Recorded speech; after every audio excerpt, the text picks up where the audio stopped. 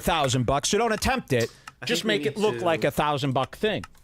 So that's what they're doing. They're like, they want this to look like a TV show. I think we need to get. But it just looks like a really, really cheap, bad TV show. I mean, Wendy Williams' show is better production-wise. And none of you are like, Wendy Williams is a really cool studio. Because it's not cool. It's just professional. This is trying to be just professional. And it's not even that. So, big mistake. All right, check this out. Simple things. And you're like, no, we need wireless mics. We need introductions. We need 10 minutes of silence before we go so we can get dead air time. I walked out of the bathroom and Joe's just going, there's really no need for all this. I think podcasting is better. It's better. You've overcomplicated things. You have. And that's mean. And did you see Joe's little face? Look at this face Joe makes. Podcasting is better. It's better. You've overcomplicated things. Okay. Wait, there's a better one. Ooh. What a fucking asshole. You know who's the only bigger asshole than him is the cop from Stranger Things. Ruining the entire show. That cop and 11 gotta go. Otherwise, I'm fine with the show. I'd probably replace the stoner Chinese guy with Robin Tran, of course. Every Chinese guy in a show should be replaced with Robin Tran. I'm not kidding. That's not a joke. I'm not like making a bid out of it. She's better. Look at this face. Only Hopster, right? From the Vecna show is like this. This is not a cool. I don't like when Joe's mean. You know, on Joe's show, here's what's interesting. On Joe Rogan's show, you could cut to me. On Joe Rogan's show, he's so open-minded and relaxed and like kumbaya and I do mushrooms. And everywhere else, he's like a complete asshole. Madman, overcompensating and screaming cringe attitudes to the moon. Nothing like he is on his show. In fact, he's never worn the cabbie hat really on his show. But yet he wears it on other people's shows. There's either two Joe Rogans, or he does have imposter syndrome that he's been, you are my own America. Maybe he does have imposter syndrome because, you know what? If I went on another show, I'm not a different Mike. That's why I don't go on other shows. Because you can't be this Mike in a conversation with some guys. It would be crazy. Screaming at them. So, but when Joe goes on other shows, why doesn't he act like the Joe Rogan we all have known for 20 years? Why is it a completely different guy when he's on Kill Tony? Completely different person when he's on Andrew Schultz's show. That raises some flags. You know. And for a person who constantly, what is it called when you deface the American flag, Jules? They hate that. Desecrate, right? I buy flags, I burn them in my back, screaming, "Die Americans, all of you." That's what I do with my free time. And, okay, never mind. Here, look at this. Yeah. We have. Well, everybody wanted to be on the Tonight Show, so you made your own Tonight Show. Look at this. For you. You got fucking stage lighting and shit. You have stage lighting and shit. So he's mad. He's mad that it looks better than anything he's built. And let me tell you why. Joe Rogan was mocked. This guy's Red Bar's really smart, like psychologically. Like he's good at analyzing social situations. That's something I'm not that good at. But he's 100% right. Yeah, that was a jealous comment. That was an underhanded jealous comment. I'm crazy. But he's 100% right. Mercilessly about his red dome, his red room. I mean, you've all heard it. You've all seen his red room. We knew how bad that was. You can't say enough bad things about that studio. And instead of owning it in any sort of way, he got that face that I was showing you earlier. And he fought it tooth and nail as if he liked it. This was him. Cut to me. Watch. This is Joe. Yeah, the new studio. I liked it, so whatever. Oh, yeah, we believe you. You really love it. Just say, yeah, it sucks. I hate this guy who built it. You didn't build it. Just say, I can't. Yeah, this sucks. Tear it down. Start again. I'm rich. I mean, you spend more money on dinners with Tony Hinchcliffe than you do on your damn show. It's making me mad. I'm rich. They go out. He bought Andrew Schultz and friends $15,000 worth of sushi. I'm rich after all. But when's the last time you saw Joe spend $15,000 on his own show? You know, they're using equipment from Best Buy's new prosumer aisle that they've added. I couldn't believe this. I was at Best Buy the other day looking for a cord. Near the Twitch streaming section with all the Elgato game capture cards, they started selling microphones and podcast kits. I couldn't believe it, you know. As a kid, inventing this medium and having to go, you know, and buy, you know, recording equipment and piece it together and figure this all out. Never in my life did I think I could go to my local Best Buy and go, yeah, I'll take a podcast, please. Yeah, a whole podcast. Thank you. Yeah. Boom, I'm in. I mean, Jesus Christ.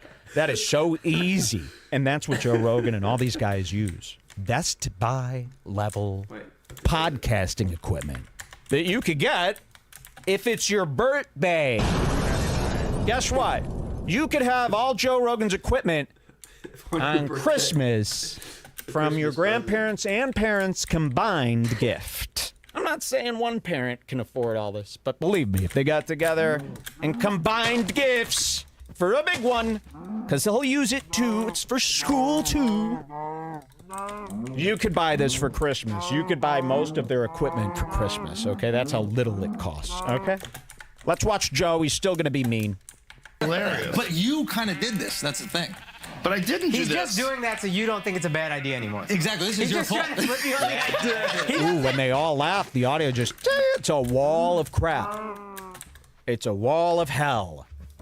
It's the horrible place. Look at this, too. Enough. We got to talk about how much Akash goes, I got you, buddy, and I got you with a touch. I got you, buddy, and I got you with a grab. That's what sidekicks do. And does Andrew even know he's being touched, or is he like, ha-ha, Indian fly, ha-ha.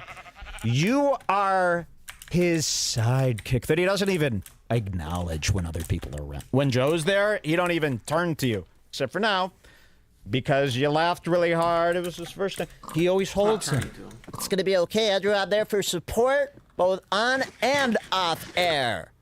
Okay, I'm one of those guys, a supporting man. Well, then you can't wear Jordans and do... Because when he's alone, he tries to be Andrew. When Akash is alone, when Akash is with Andrew, oh, yes, Andrew, ha, ha, ha, let's touch him every time. But when Akash is alone, he's free to be his real self, right? He's imitating Andrew. And he's like, that's so fucking pathetic and Father Very a shame. Father Very a shame. That's how his dad talks. He's fully Chinese. Father, I shame you. What pants are those? I used to have those same jeans. Glad I sold them. Glad I sold them on the web.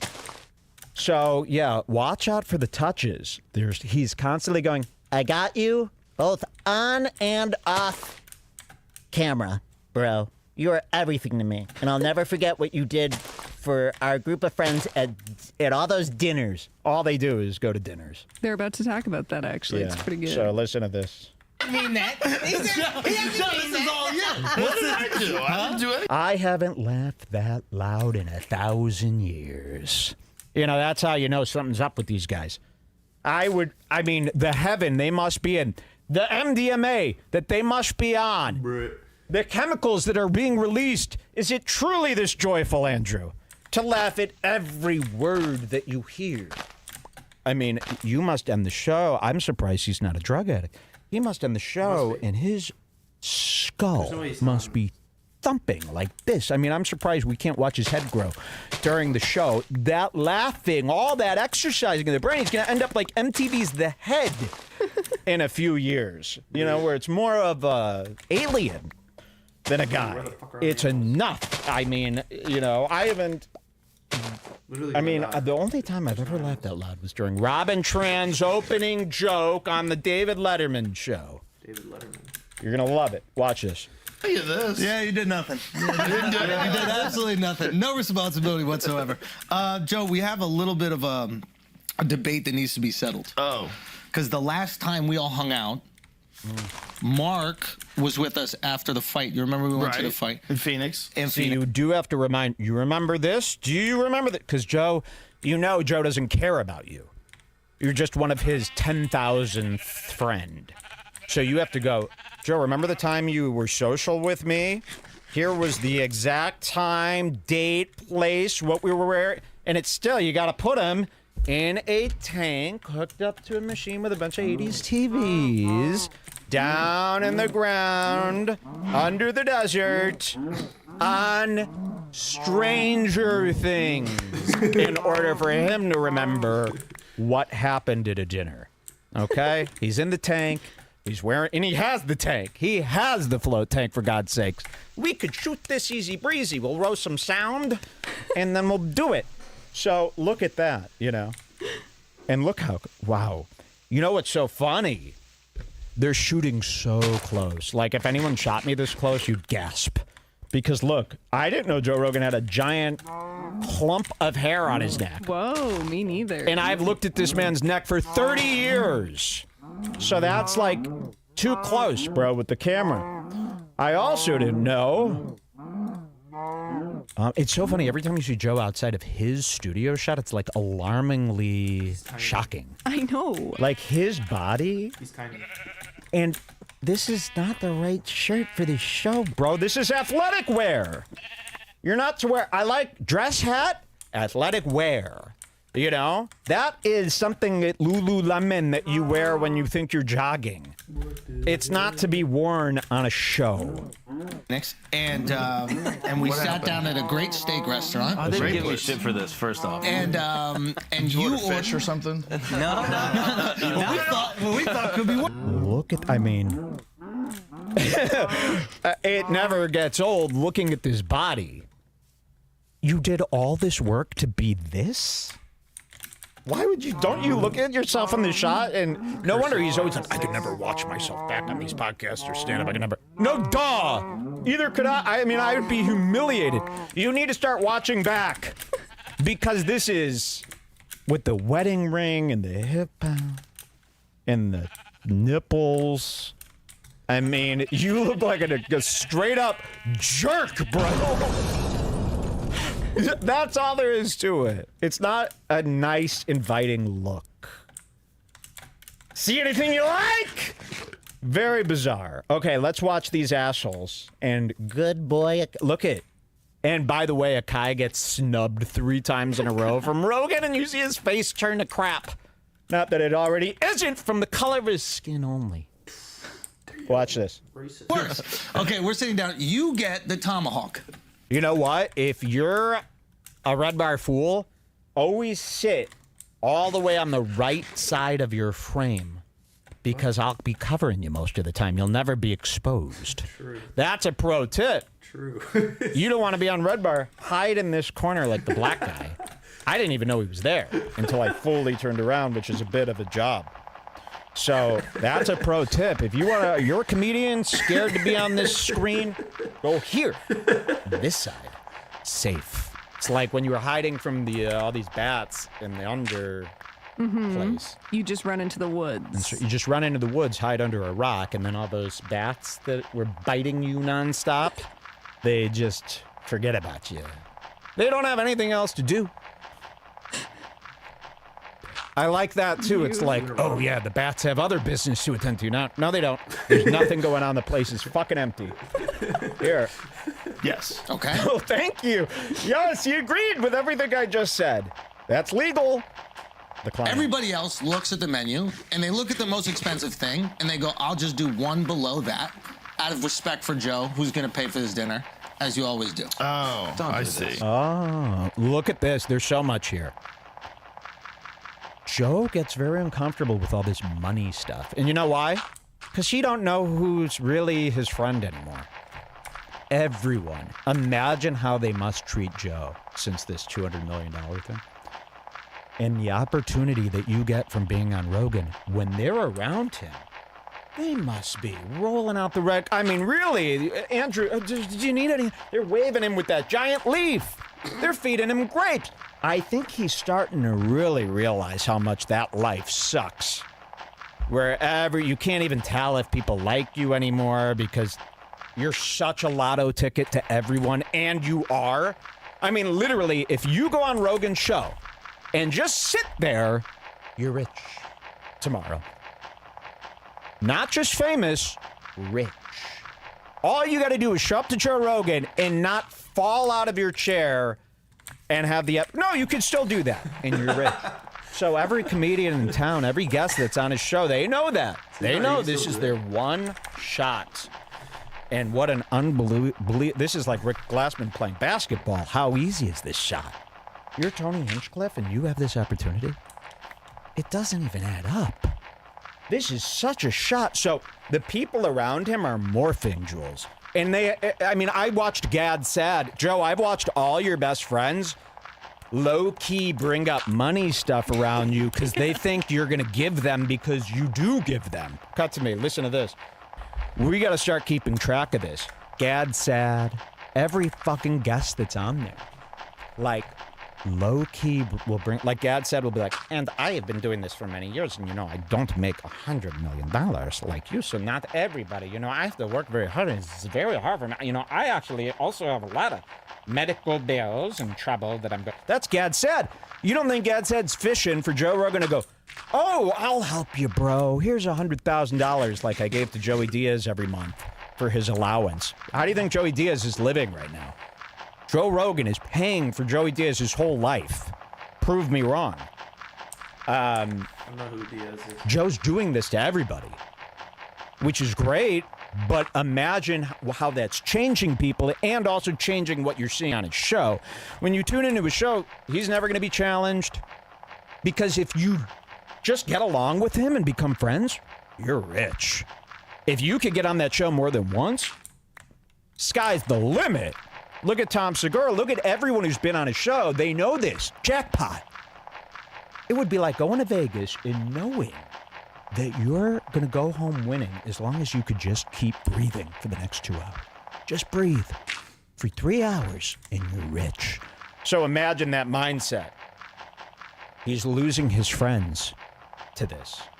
Gad Sad, for God's sakes. Is even bringing... I got to make a montage, and believe me, it'll make Joe Rogan fucking cry. This is the way to Rogan. How do you get the man who has it all and doesn't care? You show him what he really cares about. You want to take down Rogan, you show him how none of his friends are his friends anymore, and they want that moolah. And I'm going to make a compilation, and anytime you see somebody, even if they bring up money at all, send it to me. I'll be the judge. Don't make your decisions yourself. Anytime you hear a guest bring up money or their financial situation... It's getting really weird, and I hope you guys could feel that vibe on that show. And here's the face of that vibe. Look at this.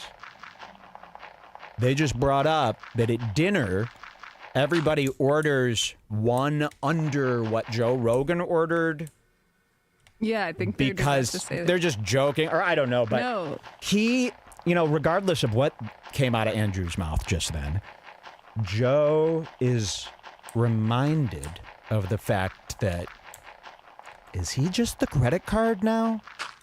Is he just the credit card that everybody laughs at every there's time? a good part coming up that Yeah. I forgot about. That's the face of a man who kinda knows. Let's see more. What are you doing? Why are you doing Joe goes, it's sitting like this. It goes, Joe, Yeah, and then see, they're calling this tricking the alpha. Yeah, see? Nobody's come up with a plan this good. I mean, what's your plan to defeat these guys? Huh? I don't see any movement. That's what I say to Jules when she's still in bed. I don't see any movement. Oh, please. That's crazy. All right, look how he's acting. Yeah, Schultz is And that crafty. shirt, by the way, is grape.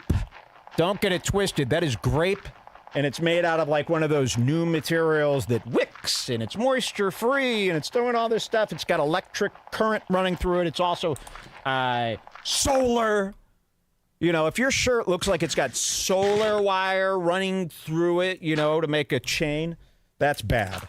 Mark, and then Joe goes, oh, the tomahawk, Watch and then it. Mark does By the way, Joe's ordering a tomahawk alone at dinner. Well, wait till you hear Which is this. fine. Yeah. This is great. So he's ordering the tomahawk It's like alone. 5'6". The tomahawk, by the way, is a gag steak that you get with a sparkler in it when it's your birthday and you've got a gift card. Otherwise, you're just eating a roast. You don't even want it that thick. You think you do. A regular He's also ribeye tiny. has more flavor, okay? You don't want it this much inside. You're not getting enough seasoning.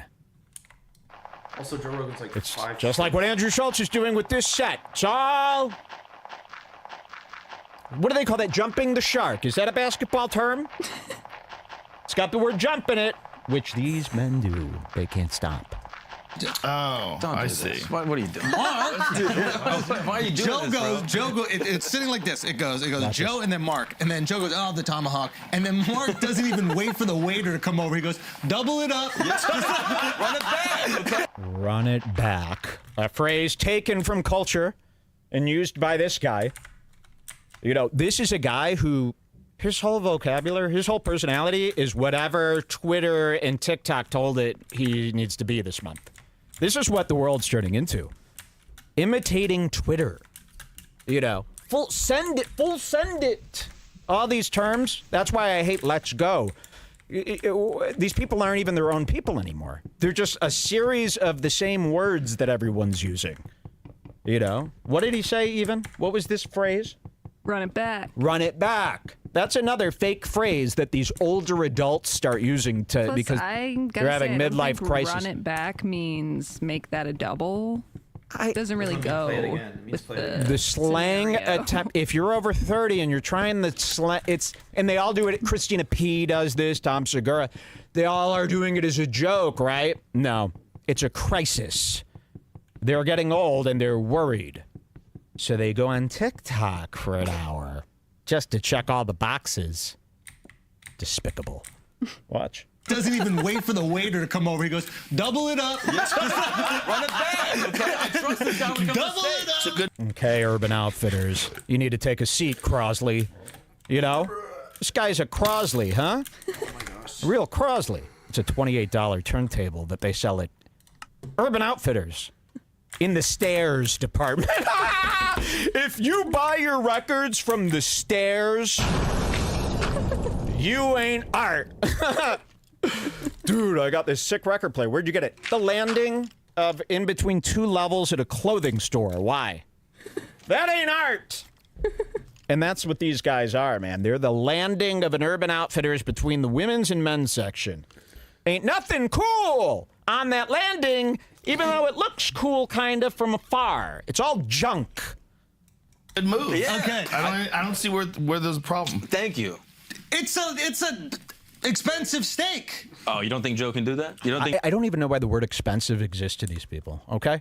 I go to a restaurant for the last 5 years of my life. I've never even thought about looking at the price of a thing. These guys bring up what does expensive mean to Joe? What is expensive? Why is that even a thought in your mind occupying your brain anymore? Don't worry about expensive. There's no such thing as expensive food when you're this rich. It's the same as McDonald's to him. So why are we even talking about it? Think Joe's got it? We're having fun. Come on, bro. You can't think like that. You can't think like that. You cannot think like that. Andrew, you've been hanging out with me too long. Yeah, I think that's a. Yeah, You you can't- sounded super nasally right there. I think you're chewing it up for Joe on the show right now. You should Hear never this? think like that. Okay, it's now- just a restaurant. It's not. You're not buying Ferraris. Yeah. Yeah, or, if someone said that to me, I'd smack him in the face. Do you think Joe has ever taken the guys out to get Kawasaki motorbikes? Yeah, you know what? At least Vince was nice to his friends. You know what, Johnny? You did great. Here's a bike. Big smile. He didn't go, if Vince did that, I'd smack him across the face. I'd wipe that smile. Vince was very nice to his friends, except for the time he got caught up with coke. We confuse Entourage for something that actually happened during that period of time. It's real to me. We really do. Was it Entourage or a vlog? To me, Entourage and all these vlogs I'm watching from L.A. Same shit. Same shit, especially Adam22 lives down the street. So, okay, watch this. Watch Rogan's little bomb here. Never think like that. Okay, it's now- just a restaurant. It's not. You're not buying Ferraris. Silence, but then they know they can't leave him hanging, so they do this. Yeah. But we could. Buying steaks. Yeah! Got any money? Got any opportunities? Because if you do, we love you. And look at this. This is the face of a guy who knows. You've got no friends anymore. They're looking at you because they want some more. Ooh, that's not a good place to be. And his lips. No, look how nice we could see his lips now. I've never really got a shot of him this clean before. I know. Outside of photographs, of course. But really, you could see. Papa ain't please. Papa no please. Do you think I could take Joe Rogan in a all-out war? All right, let's see what these knuckleheads do. It's going to get great. For people, you going buying steaks for people? Who gives a fuck? You're supposed to drink, have fun, order wine. No, they're all sitting there thinking about every move you're making. They're eyeing you. They're thinking about cash, dividends, returns, gross and net incomes are running through their heads. This is why they have this much drive. Because they want their money. But then they're always so preoccupied making the money that what do they do with the money? Nothing. Have a good time. Yeah. Now, Mark was a little Spend that disappointed that you didn't finish your steak, bro. Okay, all right. Ooh, Here we Joe, go. if you buy a tomahawk and you don't finish it, you kind of look like a midge. You know, and he was trying to, the tomahawk for me. Are you sure, sir? It's 4 pounds. Oh, yeah, I'm fine. You're only 5'4", sir. This steak with the bone is nearly half. And look, they were making fun of him. They about this were behind his Look back. at- Watch. This is how it worked. Yeah, I'll pause on that, but watch. They are making fun of him. And Joe don't like being made fun of. Ooh, he gets mad. He gets Calvinistic. For people, who gives a fuck? You're supposed No. to drink, have Watch fun, order wine. Have a good time. Yeah. Now, Mark was a little Spend that disappointed money. that you didn't finish your steak, bro. Okay, all right. I didn't say it like that. I He didn't say it did. like No, that. you did say it like that. You did. no, don't I'm do an that. objective guy, and you were like, I finished. Ooh. Not again, Joe, huh? You promised you'd never let anyone bully you again. When you got that black belt in Kung Fu, you said, I ain't ever letting a group of tall guys laugh at me again. And look at this. They're standing up. They're dying at the fact that you, little shrimpy Joe, couldn't finish a ribeye. They were talking about this all night. Even Akash could finish a fucking And T-bone. he's a vegetarian. I could eat that much fish because I'm a fellatio-tarian, Daddy. What a fucking loser. Man, I never even ate no steak, bro. That's just nasty. I like fries and shrimp tempura. I love black people because they leave all the good steaks for me. But look at Joe. He don't like...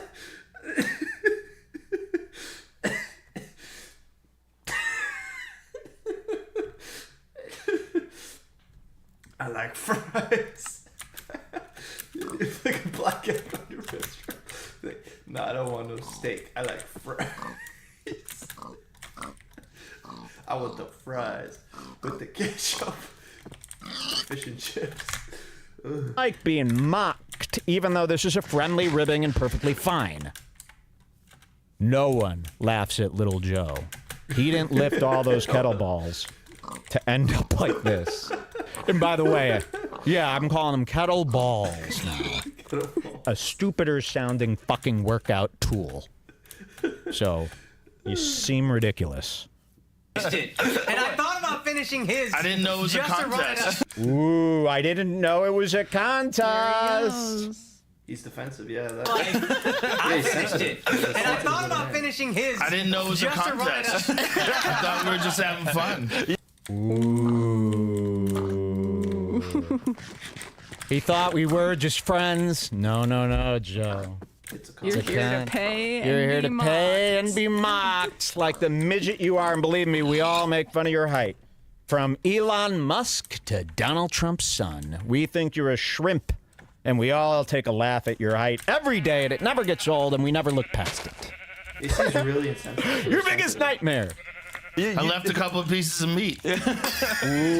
And he's embarrassed that he left a couple pieces of meat. I thought we were just having fun. I left a couple of pieces of meat. I left a couple pieces of meat. Anything there for a song, Tapping Skins?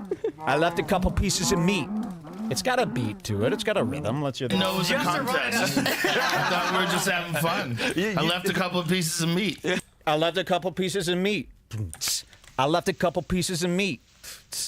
And put in a bunch of ape screams from me and yelling the N-word or something to make it funny. Okay, let's watch. So he thought he was just having some steak. Big mistake, right? As they would say on other shows. Not here. We come up with better lines. Big miss. And so that's what he's doing. You did bring it up. You were like, man, I could do 2 of these easy. And I was like, all right, well, if you're going for it, I'm going to go for it. Wait. So Joe said I could do 2 of these He easy? didn't even finish one. I could do 2 of these easy. Why are you guys even talking about steaks? You're remembering his quotes from Exactly. So that's spooking him too, because he's going, you're remembering just side conversation that we had, like, the transcript of our whole dinner? You user! This feels bad. You did bring it up. You were like, man, I could do 2 of these easy. And I was like, all right, well, if you're going for it, I'm going to go for it. And I then did not say I could do 2 of these, Joe. Ooh. Are you lying or is he lying? I like saying it in that tone. Who's lying? Are you lying or is he lying? Always gets. Kid, you got it all wrong. It's said like this. Are you lying or is he lying? See, kid, you're doing it wrong. You're saying, are you lying or is he lying? It sounds nuts, you stupid kid. Learn how to speak. What are you, one of the DeFrancos kids? Movie What is are you? that from again? What? What movie is that from again? Halloween. Oh. Halloween 4. There was a kid. No, that's not from Halloween. That's Double Scoops is from Halloween. Oh, yeah. Where she's trying to tell the kid that it's going to be okay after all the murders. She goes, how about I take you out for ice cream? Double Scoops? Double Scoops. Cuts. And then you see Michael Myers walking down the street. Not the time. And it's fucking freezing. It's October. There's no ice cream stores even open in Michigan. Wherever the fuck you live. So here's Rogan. I mean, this isn't a cool. Imagine if I started the show like this. I can't even make that face. It doesn't exist in my face-cabulary. Watch this. come on. Bro, No, you fucking people have the weirdest things you focus on. He got the kids. Someone in the chat. Look at this one. See, Tim Dillon would steal this as his own from Twitter. Jaloons in the chat says kids tomahawk. And imagine that. How funny. We should open up a restaurant just so we could put that on the kids menu. Imagine that. Kids tomahawk, $4. But a tomahawk is only you know what I mean? And they get the full size fucking, hey, we can't shrink this thing down. You made the right choice. It's either 62 on the adult menu. Kids menu, it's $4. But here's the catch. It comes with just a pitiful 4 fries. 4 or 5 fries. Fill it up. The kids like fries. So the kids tomahawk, that was amazing, bro. Kids tomahawk. Because I always, you know what I do on these ordering apps? I'll get a meal. And then if the kids stuff is under $10, I'll get the kids chicken strips, kids monster-choli. You get kids as sides. I get kids as sides. Here's a pro tip, and I bet Ethan Klein does this. Because you can't really do that in the store. Kids as sides should be the new name for Red Bar. Because of what he's done to them kids, bro. Dude, I think it's over the line when you bring up someone's kid. No, that's me saying that, and I agree with you. Check this out, everybody. I think it's way over the line and sickening if you bring up someone's kids. Now we're all on the same page. Now, that being said, I didn't say that that's bad. I said it's over the line and sickening. Two things that are cool. Fucking idiots. What were we talking about? You can just Kids play this Tomahawk. yes. No. You know what? And if I were Gino, Kids Tomahawk, it'd be printed on shirts come next week from the Iron-On. No credit to the guy. No credit to the guy. Yeah, Ethan Klein would take Kids Tomahawk. It'd be on merch. Teddy Fresh. You never hear the guy's name ever mentioned. It's Ethan's joke now. Oh, it's Ethan's. Ethan saw it, so it's his. That's what they all do. That's what they all do to you. Okay, we're going to keep playing. Joe is, basically in the hospital right now. I mean, just look at it. Look how stupid he looks. You're overcomplicating the monkey. I can't do a Rogan, man. It's so hard to do his voice, right? It's impossible. You're overcomplicating. It's if you can't do someone's voice, are they even a person to begin with? Here we go. Oh, You guys, this crew of people, human beings, right? You're focusing on how much is listen to that. I mean, it really. I can't stop talking about how awful that steak sounds. cost. That's it. And then how much did you eat? Oh, here's where he goes, Krang. He's acting like Krang from Turtles. This is the Joe Rogan we never see on his own show. The yelling thing that he does that never comes off. It always sounds like teenagers first yell at dad. Teenager stands up to dad for first time. Yell.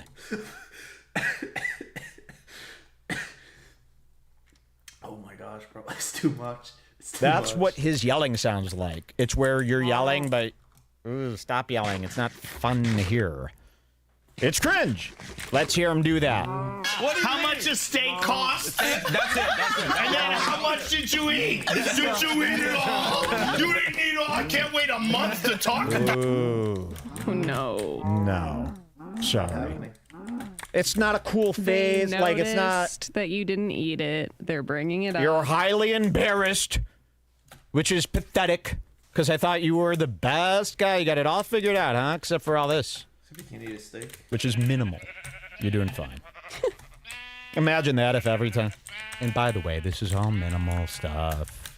This is Water like under the insecurity, like this is trying to like turn insecurity into comedy to save face. But it just looks really pathetic and like lame. And it's not done well. I mean, you really, this is just, I just don't like this Joe. And it needs to be more shamed. I don't want him getting away. People just can't. If I acted like this, you'd all be gone. I'd be made fun of. You'd pull down my pants. You'd cut off my wiener. Remind me on the next show we should play that Tony with Freddie Gibbs episode he was on. Ooh, that's a good one. Next I just episode. remembered. Yeah. Because we got to get. 'Cause I don't This have is. the I didn't mean to do a full watch here. I want to get through No, this. please, let's end this. It's the most boring Let's thing. end. No, not like that. You're the most boring bitch. Is that what you said, bitch? No. Here. Oh, when he gets on, the first thing he's going to talk about is how much he ate a month ago. Ooh, What see, is wrong with you guys? You changed this into like a regular studio.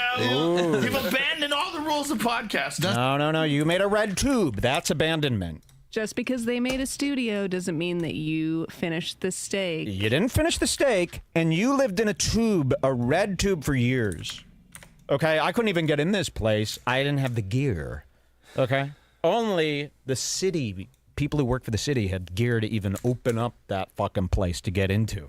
Okay. You're upset that when you got a new studio, everyone laughed at it for years.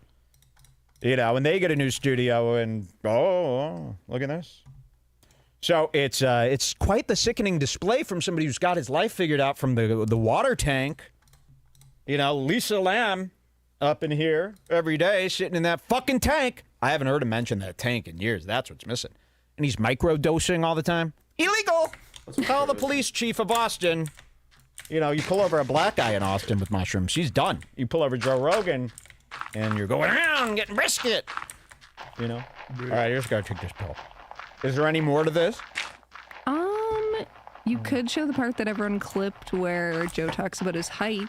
Yes. Oh, yeah. I would love to hear that. What's the time code for that? 2:21:00. Ooh, we never got this far here. 2:21. There's a lot in the middle where they like smoke weed and laugh a lot, but honestly, their laughs are giving me a headache. Yeah. I know. We're gonna get out of this quick, just for you, for your headache. But He's like, oh, I wrote a blurb for her. Yeah, both did that shit. Yeah. Because we felt bad. We felt like we were dragging it. that's a sweet move too to not get on Red Bar. Make the audio like this, and we won't cover I it. We're can barely enjoy this because every time you press play, it's like Yeah. so annoying. It makes my body clench. We're too big of yuppies for this audio. So you win. That's how you defeat Red Bar. You screw with his mind with the audio. You know what I'm going to start doing, though? downloading every show, running my own EQ, compression, leveling. Yes, that's what Mike does to The Bachelor before he lets me watch an app. I have to recolor correct the dang Bachelor or I can't watch it. It's too... Oh, it looks awful. It's all green. I have to re-EQ every Red Scare podcast and compress it. We can't hear that thing in the car, Dasha. You psycho fucking nut. We can't hear you in the car when you're talking into the fridge instead of the mic because it's cool to have your 9th Diet Coke. So, yeah, I have to end up doing all this work. You know how much this is costing me? So I'm going to start doing that for the show. Just run all this through proper treatments. I have to un-EQ stuff and uncompress stuff. That's where it gets complicated. We're trying to reverse applications that were put on this file. Yeah, we're not trashing anybody. Yeah. That's the thing. It's like, I don't like trashing fellow comedians. I really don't. I genuinely don't. No. I do. Did that change after Mencia? You felt a little Yes, bad? 100%. And that changed after Benson. Shut the fuck up, you're nothing. You know, Joe Rogan really, he thought you were the Nest unit, you know, the air conditioner control. He didn't know you were a guy. He saw a black circle, he goes, that must be their thermostat. Nope, it talks. It's a gosh. All right. Really? There's the hype Felt stuff. bad about During it. the moment of it, I realized how much negativity it creates. I was almost looking at like if it was a system, right? If you're looking at a system, you're looking at like you input X and you get back this. And I'm like, okay, a good thing was done where people weren't in danger of having their intellectual property taken by someone who's far more successful. But the weird thing was the anger. Like watching the anger, it's like you're throwing meat to a group of fucking piranhas. Like there's just this buzzing of people. Imagine a group of piranhas. Talk about January 6th. A group of piranhas? Holy smokes. Do I have his old sound effect? I got rid of those, huh? Damn. I used to have Piranha 1, Piranha 2, Piranha 3, Piranha 4, Piranha 5. They were all sound effects from the movie Piranha. Because we knew a guy who looked like a piranha. Imagine a bunch of him. Joining on one side or the other side, and I realized like a lot of this is not logical, and it's one of the problems with the way human beings interact with each other, that we just choose teams, and it's like a normal, natural inclination that we can't escape, no matter how logical you are. Like even if you're like a super logical person, you're still, there's some part of you that has an inclination towards teams. So how do you push yourself away from it? Just gotta recognize what it is, like know when it pops up, and just go, this is a dumb road. But is that tough for you? Like when you get shit on by one side specifically, and then the other side is like, yo, you're pretty cool. How hard is it for you to just stay even? It's okay. Like I would shit on me, for sure. Wait, really? If I didn't know me, yeah. For what exactly? Some other comic, I would make fun of me totally. What would you say? Oh, I'd say terrible things about What would you say? steroid use and I don't think so. You wish. You fucking wish steroid use. No. We got some better ones. What else would you say? I would say that, like, I'm too nice, too rich. Okay, but he's gonna say it? Yep. It's coming? Okay. I can't I'd say wait. terrible things about steroid use and insecurities of being short. I have a lot of great. Oh, as he turns to pick up the cup for the full sip. America, oh America, how has it been? Don't do that move. Why?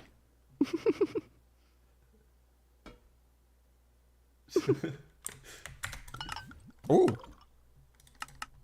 Nice cup sound. In the middle of a fight with my mom.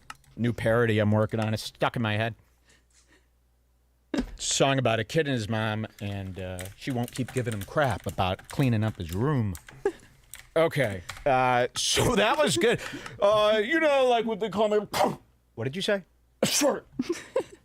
Short. So you and Janko have the same fucking bit, the same week? No. Janko is not insecure about his height. Oh, and Joe is. Jeez, Don't man, get this that height wrong. thing. I'm telling you, this height thing is the reason you're even seeing him today. If Joe Rogan was born 5'10", you'd never hear from him. You know, he'd be just cleaning a bar somewhere going, hey, man, what you drinking? Hey, man, what you drinking? Tucked in shirt. Make fun of me? Totally. What would you say? Oh, I'd say terrible things about steroid use and insecurities, being short. I have a lot of great jokes about me. Really? It'd be a lot of fun. So you don't Don't cut even, away from the when people bullshit. make fun of you, do you care? Well, you can care. Wow. You got so lucky, bro, by that edit. Was that what they needed the noise floor for, to cut out that giant fool's gulp that I heard? I heard them cubes. On this show, we don't do these tight close-ups. That way you can see what's going on with the drink. Oh, man, look at this. If you don't want to be accused of short, you should sit up, because you're very close to the ground now. And this looks like a turtle shell, and your body looks like the Ninja Turtle body. Turtles are very short. Even standing Call up. him a Ninja Turtle. That's So, actually crazy. you're crazy, you're stupid. But it's not going to change the way they think. Like it's not. You want us to change the way we think about your height? No. Sorry, you are what you are. That's skewing reality. He's asking for something that cannot be served. By the way, someone posted this clip on the Fighter and the Kid Reddit, and they Yeah. were like, respect to him for saying that. Oh, that's pretty cool, Mom. That's pretty cool. Cool. I was like, oh, cool. Oh, Love cool. this That's a cool page. post. Yeah, that's what we're doing. That's cool. That's what I want to read as a Oh Reddit my comment. God. Can you imagine if a listener of ours said something like that? He would be doxxed into oblivion. Kid would never be able to open his door. It would be... Sorry, I've been thinking about the Fighter and the Kid Reddit a lot because Yeah. I literally read like every post while Mike was kicking me in the back from his Yeah. insane. He would be like punching my pillow. punching My Pillow It was because like a he's the My VR Pillow guy. He's got some political things, so that's what she's talking It about. was like one of those video game VR previews where the dinosaur's foot comes down on you. That was scary to sit there. I don't know how you sleep in the same bed as me. It's hard. It's a good thing we have those dual hospital rectifiers. Oh, our bed is movie. hospital. It's very hospital in there. Stinks like a hospital too. Ooh, I smell. What did I say? Oh, have you guys noticed? Cut to me. Have you guys noticed that every comic, for no reason at all, brings up My Pillow? Like you just did it too. Yeah, I was making fun of them. I was watching Bumpin' Mics the other day with two sorry sacks of shit. Jack Ross and David Roth. David, what's his name? David Attell. Gene Attell Fisher. Gene Attell Fisher and Jeff Ross. Hey, buddy. I'm so glad we're doing comedy. You know, here's my impression of Jeff Ross. Hey, look at this guy. He looks like he just rolled off of a Walmart truck. All right, but at the end of the day, isn't it great that we could all get around and just really appreciate comedians and how great this all is? I love you, buddy. Hey, look at that guy over there. He's so bald, I could see my reflection on his dome. But in all seriousness, it's really great that we could all get together and share a laugh during these... Shut the fuck up! It ain't great. Shut the fuck up. Yeah, so true. It ain't great. And you and David Tell suck. I could smoke you in a Bumpin' Mic. You guys all stink at comedy. Except for Rogan Show. Not a bit. All right, let's continue this. You can care, but it's not going to change the way they think. Like it's not good if you hear it. Like if someone said it to my face, I'd be like, "That's mean." Yeah. Like, why are you being mean to me, man? I don't even know you. Yeah. People will say, Whoa, I don't even know you. We know you. The whole America does. And we're going to be mean. Imagine you're trying to convince us. I wish people would stop thinking I was 5'7". What a pathetic existence you've got going on. All right, is this over here? Yeah. Say goodbye to them. Say goodbye. Bye, Akash. The psychology of short people is really funny. It's funny how they're just constantly they have this like extremely oh my gosh, fucking YouTube. Fuck off with your videos, so annoying. Anyway. What's he saying about Steven Crowder? Blunk, and now you're under my control. We also have Jules in the house. What's up? What's up? Jules in the house. This is going to be a very difficult podcast to do. Oh, really, dude? Why is it being Jewish an insult to you, Nick? I'm a motherfucking monster. I give him a year. and we learn a lot about Crowder. We learn a lot of stuff that we hoped was true. You know, the short temper, that he's, abusive to people. He's got the button. People love the button. I got 1 million buttons. Look at all the fucking buttons in this place. Ethan J. Klein, who has a dump button on his desk, was going over this. And they're like, he has a button, Crowder has a button that puts on a light so Dave Landau knows when to stop talking. And he's like, that's like a lot of weird engineering. Like a button on your desk that like makes a light go. Like, how did they even? Meanwhile, this guy's covered in buttons. I mean, what do you mean? It's a button that makes a. It's called a light switch.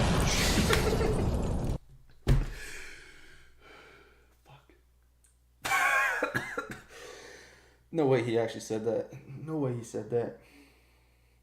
Dude, that's like a lot of engineering. Like a button to turn on a light. Like, what even is that? That's a fucking light switch. It's like I could do that. I could put a light switch together.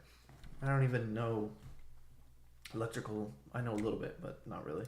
It's literally just a light switch. People like to think like having a button on your desk means that the James Bond guys made it for you. Mike has a button that starts playing Weird, the Al Yankovic story on every TV. Cut to the TV shot. Watch this button. Button on the desk. So I'm basically Crowder. Look at that. I got more buttons. You wouldn't believe how many buttons I have in this place. Thousands and thousands. Wait, you gotta stop. I can't see there. No! That shot was not color matched. We gotta edit that out of the podcast. My close-up shot is the LUT's not taking. So don't use LUTs on your podcast. That's stealing from Red Bar. Okay, so but then the Crowder divorce comes out, right? Then we hear he's divorced. So you got the 3 in a row. You got the Daily Wire catastrophe, the Dave Landau catastrophe, and now the secret divorce catastrophe. So we can't wait to hear what Crowder says. So here is a couple weeks ago, right? Or when's this from? This is from 7 days ago. Oh, wow. This has all happened fast. 7 days ago. This is before the abuse tape. Crowder has to come on a show and he's got to address, in his comments, by the way, since the Dave Landau expose on Michael Malice, every comment. What the fuck, man? Why did you do this to Dave? The co-host effect. I taught you about this a long time ago. You could have the worst co-host in the world, and there's a large section of your audience that thinks they like the co-host almost more than they like you. It's a psychosis. When we used to have co-hosts on the show, people would get so mad if you treated the co-host poorly, and I would always tell them, guys, you are not here for the co-host, I promise. The co-host is shit. That's why we treat them like shit. Co-hosts are terrible. And they want all the money. They don't want to do nothing. Dave Landau's terrible. You got to get this through your mind. Dave Landau is terrible. Okay? So Crowder hates him.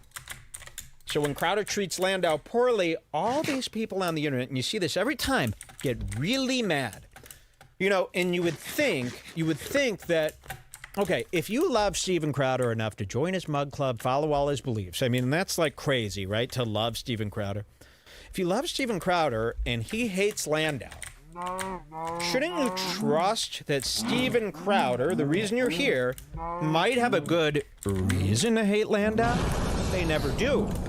They always assume the worst, and they always take the co-host side. It should never happen, but it did. And in every one of Crowder's comments, it was, how dare you treat Dave like this? We need an explanation. And yes, that's valid because Crowder just never mentioned Dave Landau. Dave Landau was let go from the show. Crowder didn't say boo. Just keeps doing the show as normal, as if it's funny. But yes, they built a connection with Dave Landau over these years. And now he's gone. And now Dave's saying you were horrible to him. So they all want to know. So Crowder's comments have been a mess. Then the secret divorce thing comes out. So Crowder's got to address it. Here he is, 7 days ago. Let's see what he says. Hey, we'll be on with your regular programming and Nick DiPaolo in third chair in a little bit, but needed to take a moment here to address some issues out there that are... And he's getting almost, what's so weird? It's like either every day he's in agony or he's gotten good at being very manipulative. and good at bullshitting. Because he's able to sit here, and I'll show you this in this newest episode. He's able to sit here and act like everything's fine when everything is really, really bad. Couldn't be worse. This is like the worst month of his entire life. And he'll come on and act like everything's okay in his dated Fight Like Hell shirt with this Walther PPK-S on the desk. I gotta get one of those things that holds the gun. Where do you get that? Trade show booths? You steal that from a trade show booth? Where do you get a gun? I'll show you this. Oh, it's blocked here. Holster? Where do you get a gun stand like that? And is that made for that, or is this like a custom Just job? bent a coat hanger. If anyone could buy me this, I'll put mine right here too. I'll put them all. I'll put so many guns on this desk that you won't only see like up to Can here. you read? Go closer. Can you read his serial number from here? We should Shave ours copy. off and put his on and commit a crime in his name. Let's do that. Now, what happens if you fire the gun with this rubberized hanger in the barrel there? Is that going to do anything, or? It's a bit of a Barry situation where your hand blows off. That's probably. a scary thing to do, is to display a gun. Nobody's ever done this. There's never been a show in the world that displays a firearm. And you'd think that if I had a gun like this on the show, every time someone would give me shit, I'd go, the gun. Well, I love that gun. I've actually might be picking one up tomorrow. What do they call that, where you order it online and they ship it to your local store? An FFL? Store delivery. I don't know. I hope they have it. Okay, so I love that gun. I really love it. Only holds 7 bullets. It's a 380. Thank you. I've learned a lot about guns You've too. got guys posting gun pics in the BBG. I don't want. Yeah, they got made fun of. So I mentioned this gun on the last show, and I mentioned how I like the walnut grip. Crowder, of course, has the black grip, the poor man's version. Loser. The walnut grip with the, the silver color really goes good to me. I like that look of a gun. I like a vintage-looking gun. And then this guy posted his shotgun in the Bring Back group. And someone goes, dude, man, what are you doing? And he goes, it's not for you, it's for Mike. And I said, you know what? I didn't say anything, but numbers. It just doesn't work. It just doesn't work. If you're going to post a gun photo, I don't know. I don't think there's any way to make it work. Anyways, if you're listening, that guy, send me your phone number and I'll give it to Mike and he'll get on a call with you and you guys can talk about it. There's one cool thing about his shotgun. He had a bullet holder. Yes, a bullet. I like to speak in my own terms. He had a bullet holder on the shotgun that held about 4 to 6 shells on the side of the gun. That looked cool. Wow. So it was a shotgun. He had this attachment where you put extra shells on it and then you see the shells all the time. I like that. Now, how many shells can fit in a shotgun? 100? Because they're shooting it like this in the movies. Nobody's reloading ever in movies anymore. Okay, here he is. This is right after the divorce. You've got the Rumble button here. Now, I'll tell you how this Rumble is going to fail. I bet you this Rumble is going to fail. I got some good proof. Good theories about how Rumble will fail. But this is the divorce, and look at his face right away. This is the beginning of his show.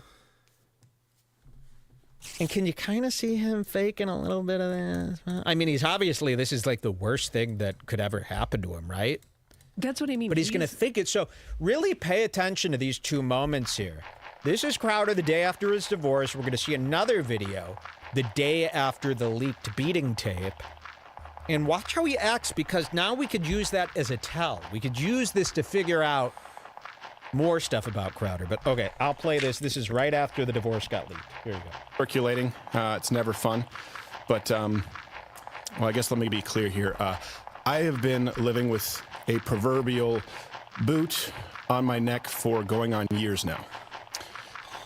Since 2021, I've been living through what has increasingly been a horrendous divorce. Now, let me say on the outset, to be clear, there is no infidelity, any kind of physical abuse at all. Be very, careful. This was, pay attention to the things that he says, because you remember he's got this insane right-wing religious audience. So he's got to make sure he says all the right things for them.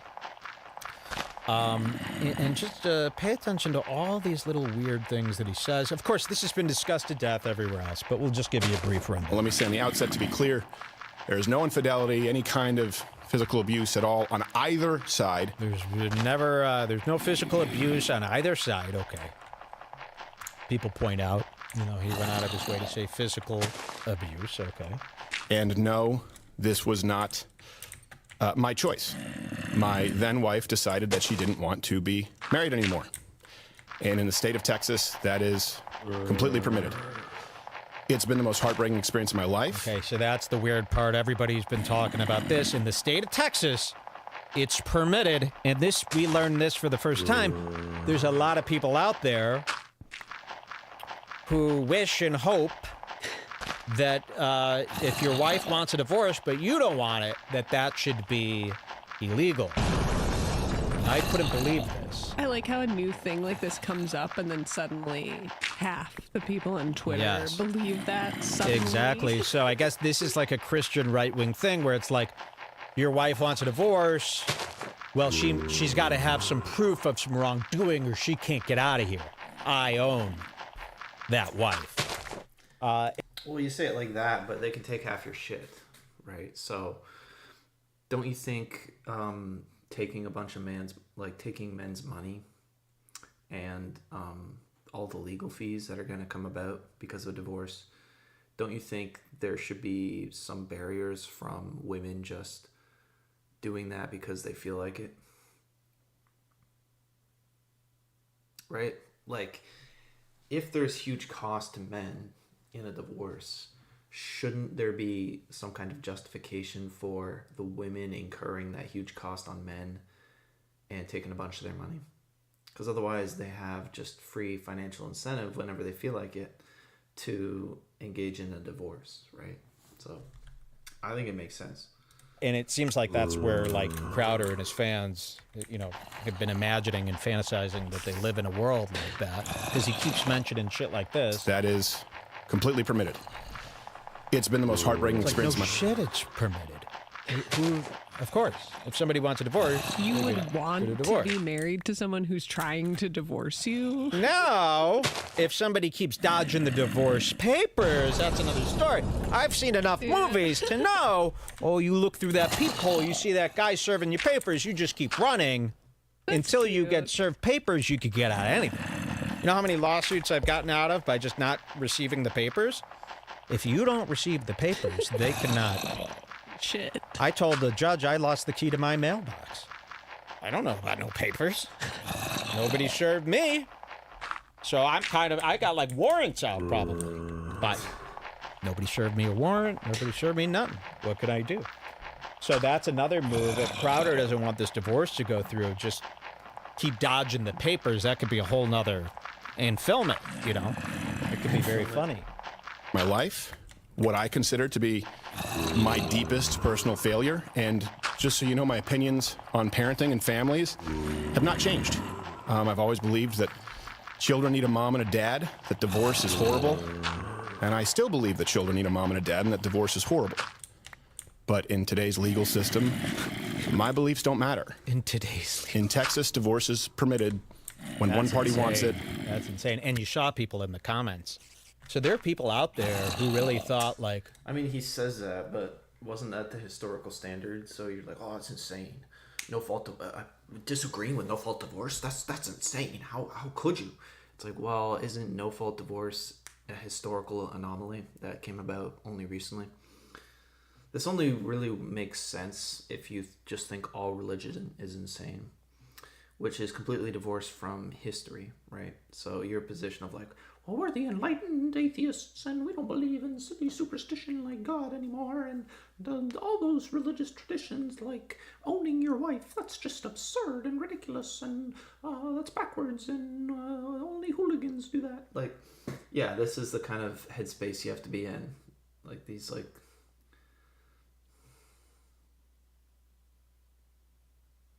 But the first way we tease out, right, that's not necessarily true is the fact that it's completely divorced from history and it's ahistorical and it's a modern, semi-recent invention.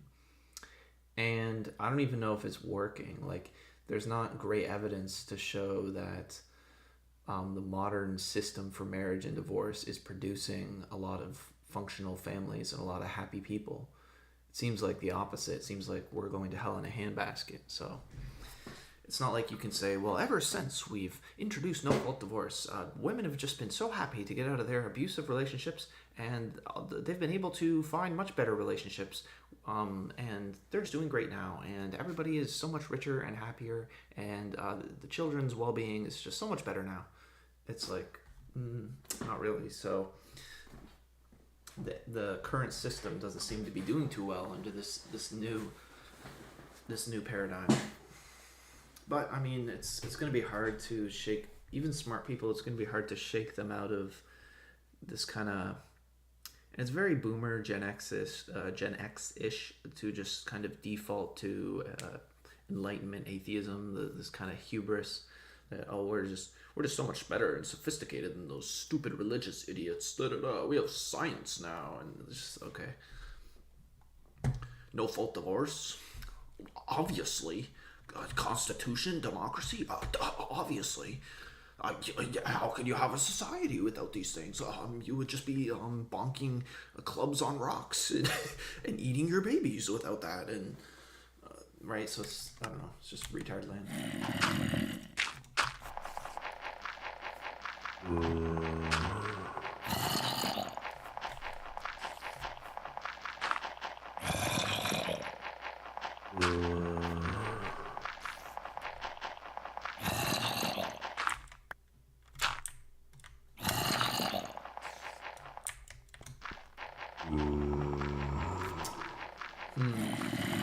I need to drown this zombie in gravel quickly.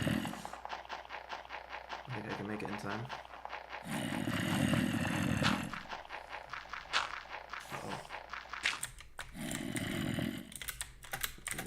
Oh, shit. Can't reach it.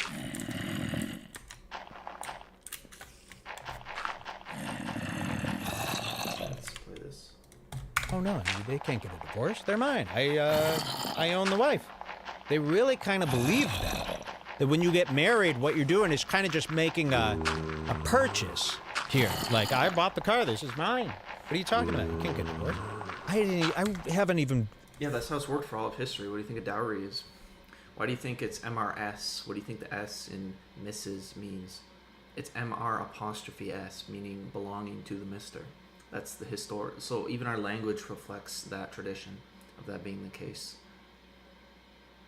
In the marriage ceremony, the dad takes the daughter. That's why he walks her down the aisle and gives her off to the husband. That's why she's walked down the aisle. It's like the fucking ring. It's like the fucking Best Buy guy going into the shop and getting the pair of headphones behind the glass and then walking it to you to give it to you. Going to get the keys for your new Mercedes and fucking giving it. That's exactly what it is. So all of our tradition reflects this, our culture, and it's even embedded in our language. So this is not just a bunch of kooky, absurd right-wing Christian nut jobs on the internet invented this notion, right? Thought of that.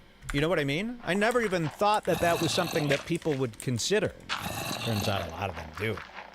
And a lot of people in the comments are like, yeah, it's such a bullshit law that they're able to leave.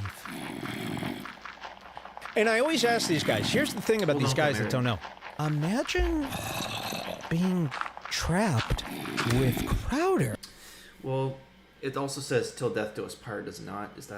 What's the traditional wedding vows?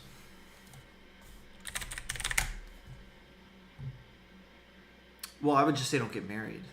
Like, if you're going to treat religion as this stupid kooky thing in the Middle Ages, then don't get married. Because marriage is a sacrament that belongs to the church. That's a remnant of the tradition of the church. It doesn't make really sense for you to get married anymore. You can just live together, just shack up and cohabitate. You don't need to get married. The purpose of marriage, as it's always been, is a covenant, the signing of a covenant between two people, unifying them together before God.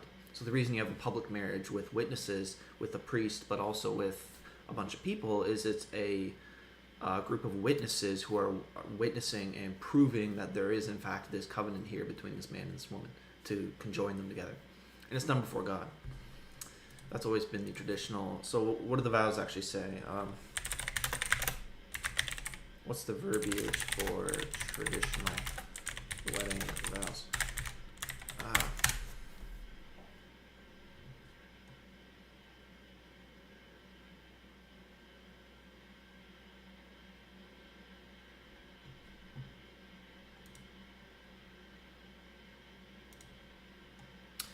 What's is this going to be the part with till death do us part? Is that going to be the majority of marriages? I haven't been to very many marriages.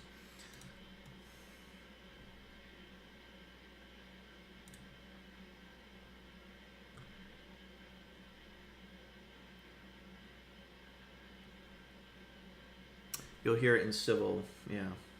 So even in civil weddings, they have till death do us part. Well, that's a fucking lie, isn't it?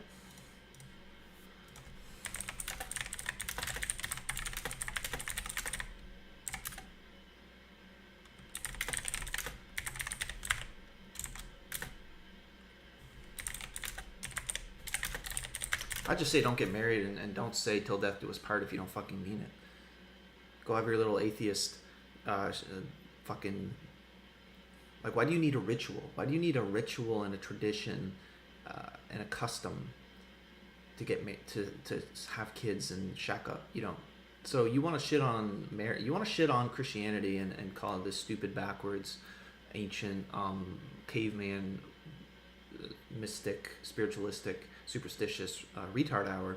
Okay, then get your own fucking tradition, get your own practice where you guys, I don't know, Charles Darwin fucking does the sign of the Punnett square and the over you know.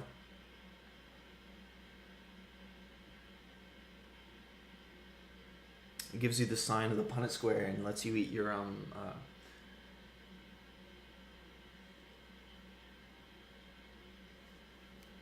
says till evolution or until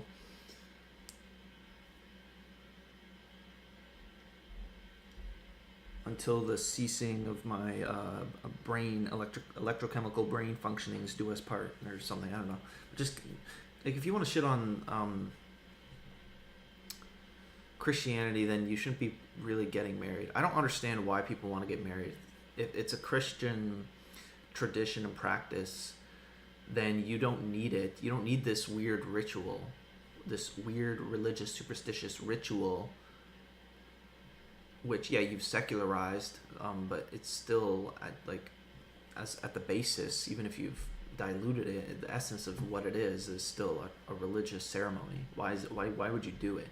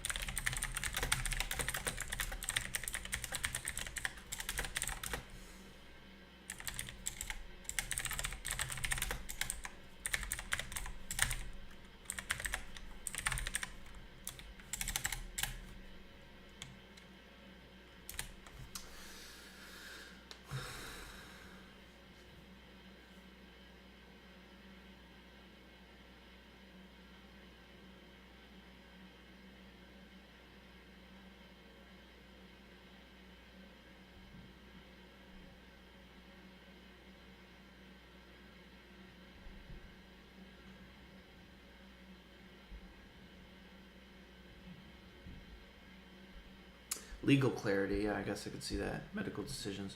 But even then, you don't need to. Clear parental rights and responsibilities.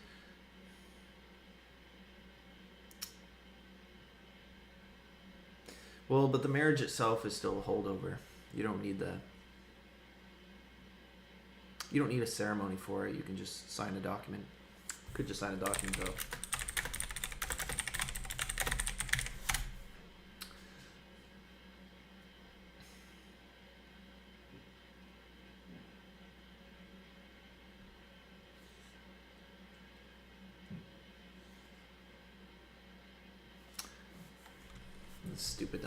Stupid GPT is fucking retarded.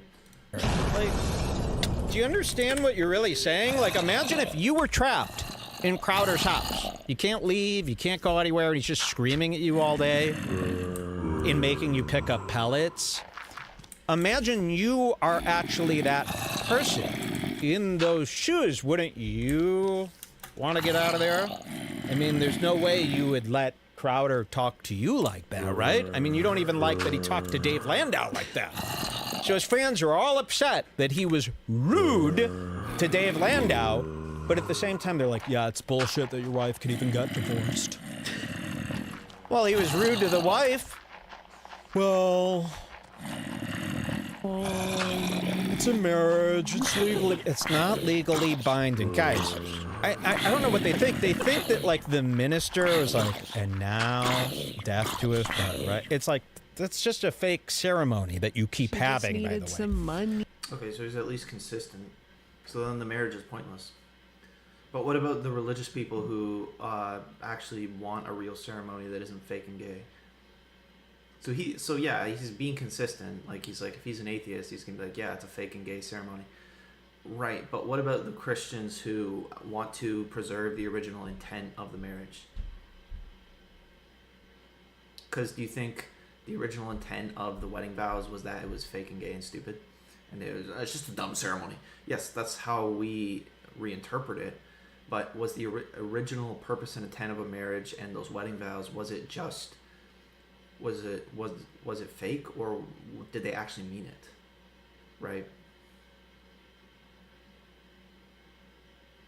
So can you maybe understand why a Christian would want to someone who actually believes that a marriage is a real covenant before God, and that's the intent and purpose of marriage, can you see why they would see divorce as being wrong? Because to them, it's not just a fake and gay system, and that's also not what it was historically. That's not what the institution of marriage was historically. So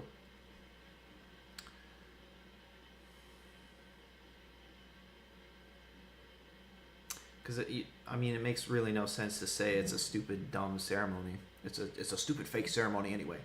Well, then what is it? Why do it? Why does it exist? Where did it come from? Well, why are the words there? What do they mean? The whole ceremony would make no sense, which is what he's saying. He's basically saying it's nonsense. You're right, but then why do people get married? And if someone is actually sincerely getting married, then don't you think that according to the rules of the system that they consented to, they shouldn't get divorced? Like if I consent to a game where I'm like, okay, I'm not going to get cheated over by the dealer, and then the dealer cheats me over, don't you think I have grievances? You might say, well, it's a fake game, it's just cards. It's like, yeah, but if I'm going into it and both parties are going into it really saying the vows and really believing it and really meaning it and really believing the religion and the covenant part of it, if they really believe that's real when they do the marriage, and they don't just think it's some stupid fake performative cultural remnant residue from when we were stupid and religious, don't you think they're actually entitled to consistency in the rules of the game that they were proposed? It's also like, if marriage is a religious thing and to the atheist it's just a stupid nonsense thing, shouldn't we give marriage and the rules of marriage back to the religious people? Shouldn't they get to define the sacrament and the ceremony of their own culture? Because he's basically being consistent. He's saying, yeah, marriage is just this fake made up thing anyway. Okay, so then can you concede and can you return it? I don't know what the word would be. Can you surrender the institution of marriage back to the religious people to let them have their kooky ceremonies in the corner and let them define it the way they want, right? Why do we have to have our religious godly ceremonies defined and operated by the civil state, which hates religion and which doesn't even believe in it and thinks it's all fake anyway? Like, why can't I, as a religious man, actually marry a woman, even if it's consensually? She completely agrees to this as well. Why can't we get married according to the religious standard? I can't, because she can get no fault divorce whenever she wants. I can't have a real marriage. The state can come and break up my marriage with the aid of the woman without my consent. So there is no means or medium for me to practice my tradition my actual religious tradition and my religious values that we've been doing for hundreds and thousands of years. All my ancestors got access to a real marriage where the woman did submit to the husband, where the woman couldn't just get up and leave and tell the cops to come shoot you and take your money if you don't comply. I can't have that. I'm not allowed to have that. That's illegal. It's illegal for me to actually have a wife. I can have a woman who has to, on a day-by-day basis, consent to taking my money and living in my house. But I can't actually have a wife. It's actually impossible, right? So, which is ridiculous, because why is the civil state determining the rules and functions of something that they don't believe in? They think it's superstitious and stupid, and it's a remnant from an older culture. So they disrespect it and they don't even care. But B, it's not even theirs. It belongs to the church. It belongs to religion. Those kooky religious people. Hello, we defined marriage. Hello, we invented those wedding vows. So can we have those back? And can we be the ones who interpret the rules of the game, please? What the fuck is this atheist secular civil state have to doing with our religious ceremonies and sacraments? Those belong to the church. They have nothing. Those aren't yours to define the rules of. If we mean till death do us part, we mean till death do us part. It's not there for the state to come in and be like, oh, you know what? Oh, your religion doesn't really mean that. We can't allow that. No full divorce.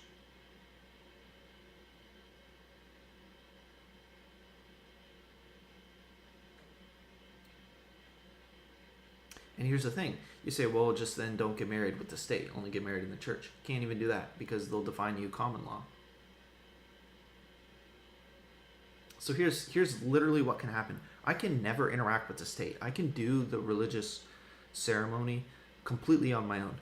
But imagine this. I get married in a church. I never see a state officer. I never sign any marriage documents or papers. We never combine our assets or taxes.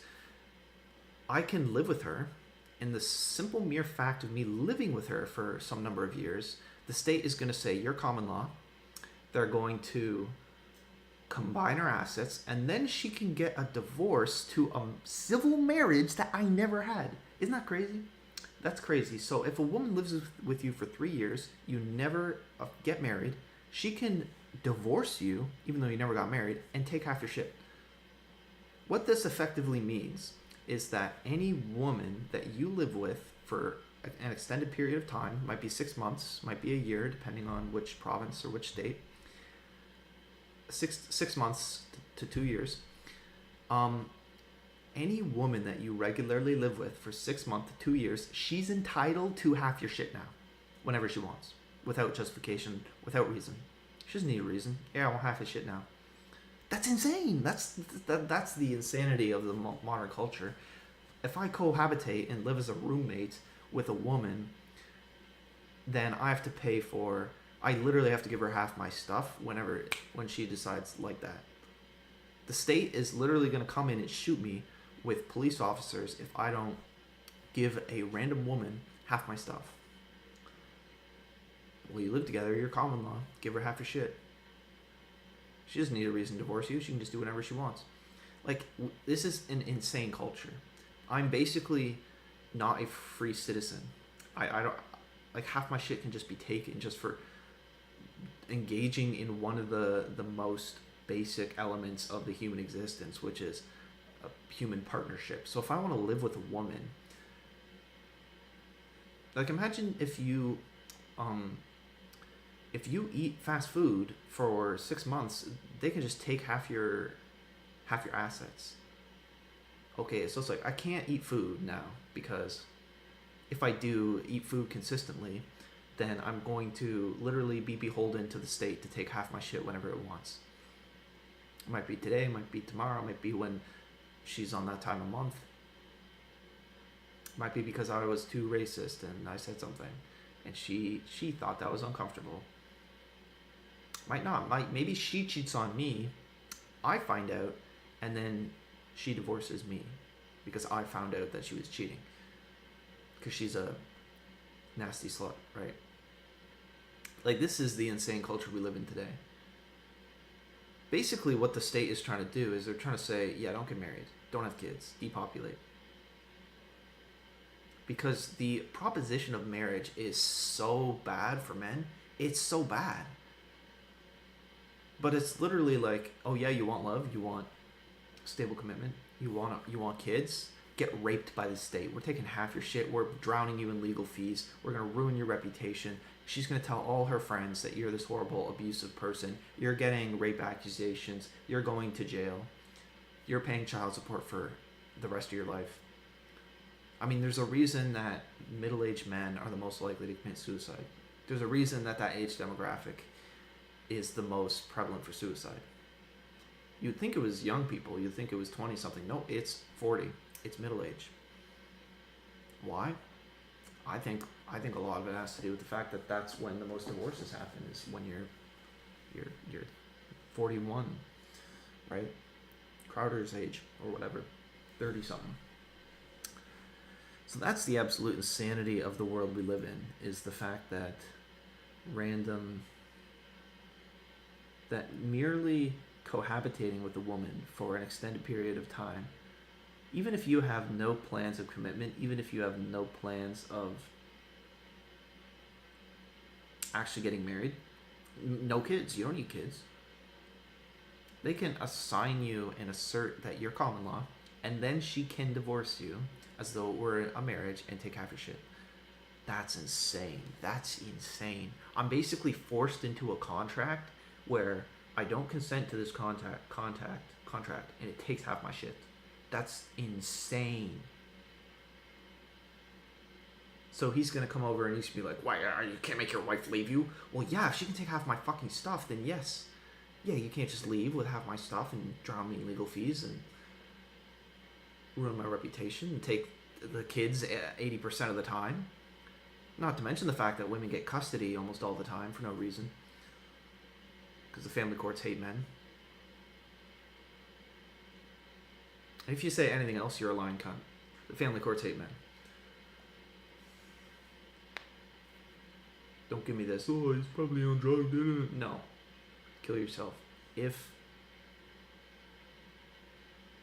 you say that, like, I don't know, you're just not being honest.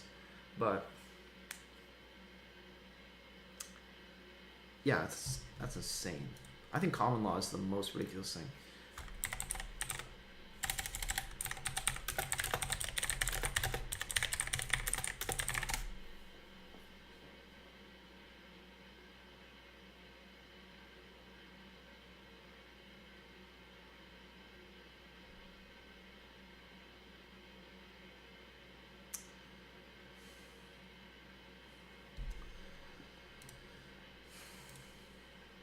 Is there any scenario I can enter? Is there any legal path I can enter where I can have kids and live with a woman where she doesn't take half my stuff if she divorces? Because what I would like to do is I would like to have children with a woman, but I don't want the threat that half my stuff is going to be lost whenever she is on her period. And I'm worried because I think prenups get thrown out a lot.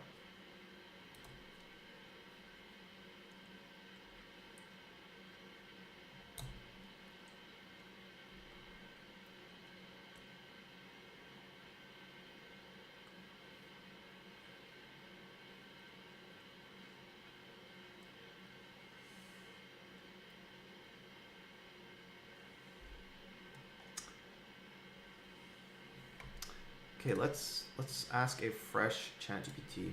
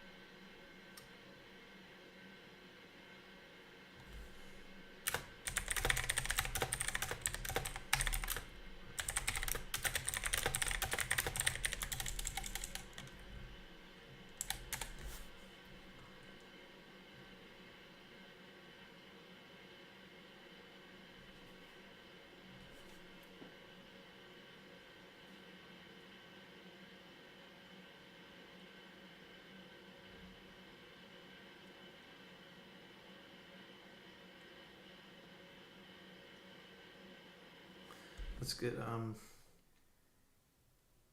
Property bid. That's a good question, actually.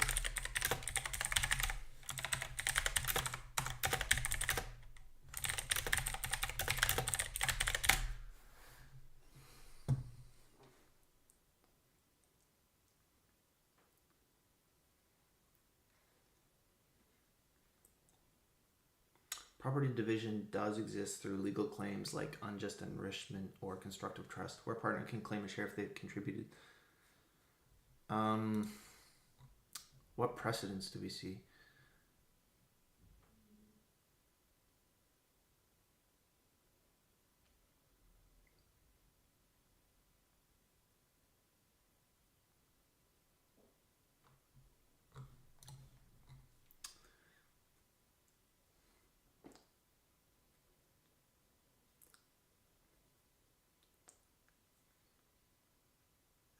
Spousal support.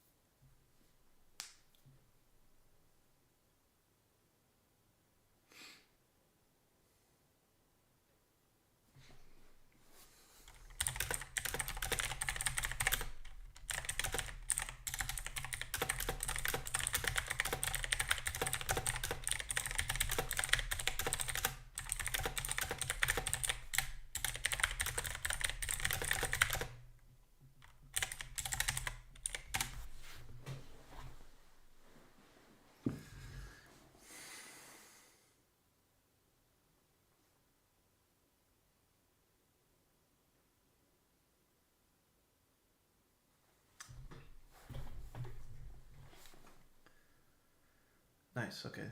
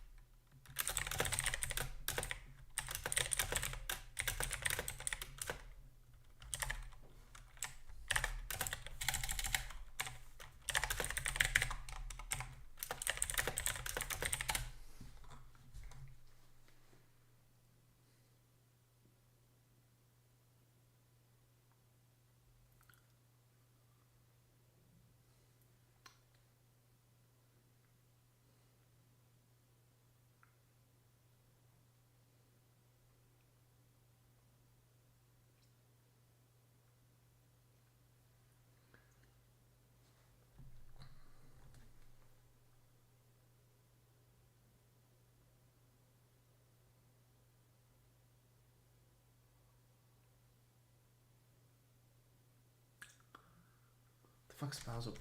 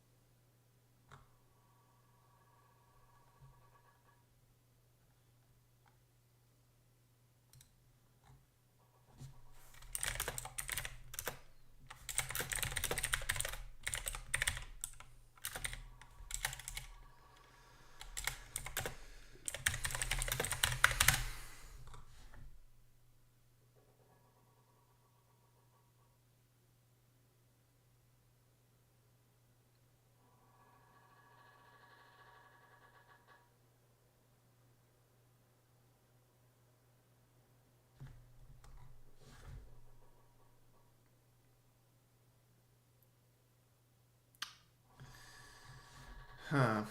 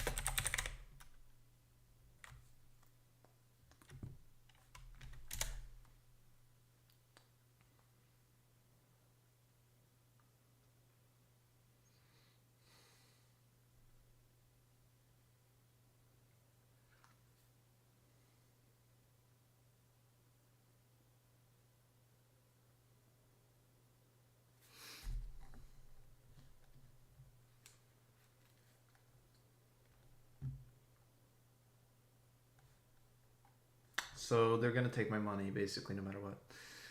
Yeah, so I'm right. So yeah, there's not 50-50 split. Can I use...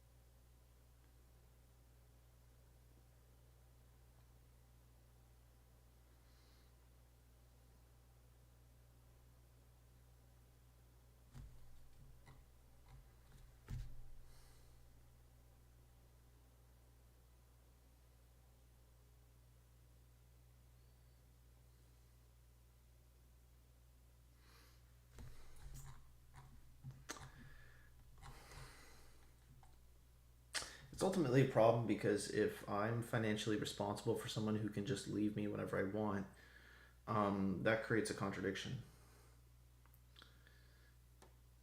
Because then I just owe money to a random person who divorces me and fucks off and takes my money.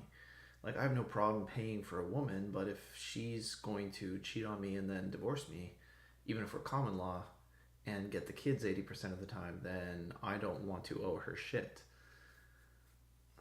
Because otherwise, because having financial leverage over a man is fine if you're both bound together. And you're like, well, yeah, but he needs to take care of her because she's na-na-na.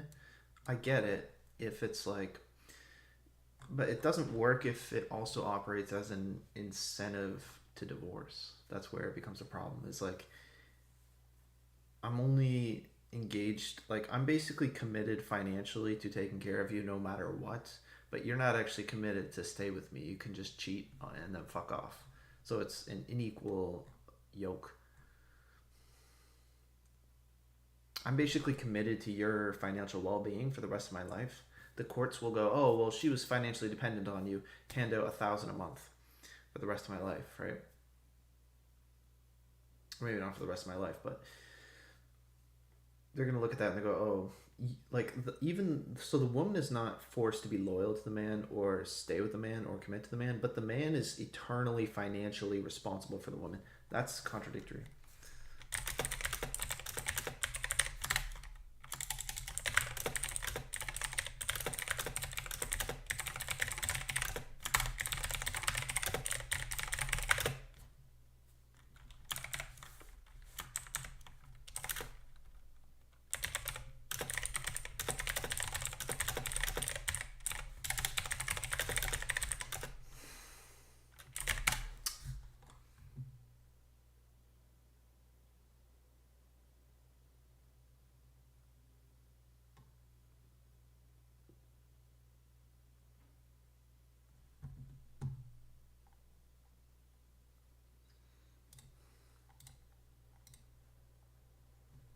Hey, what's up? Cunt.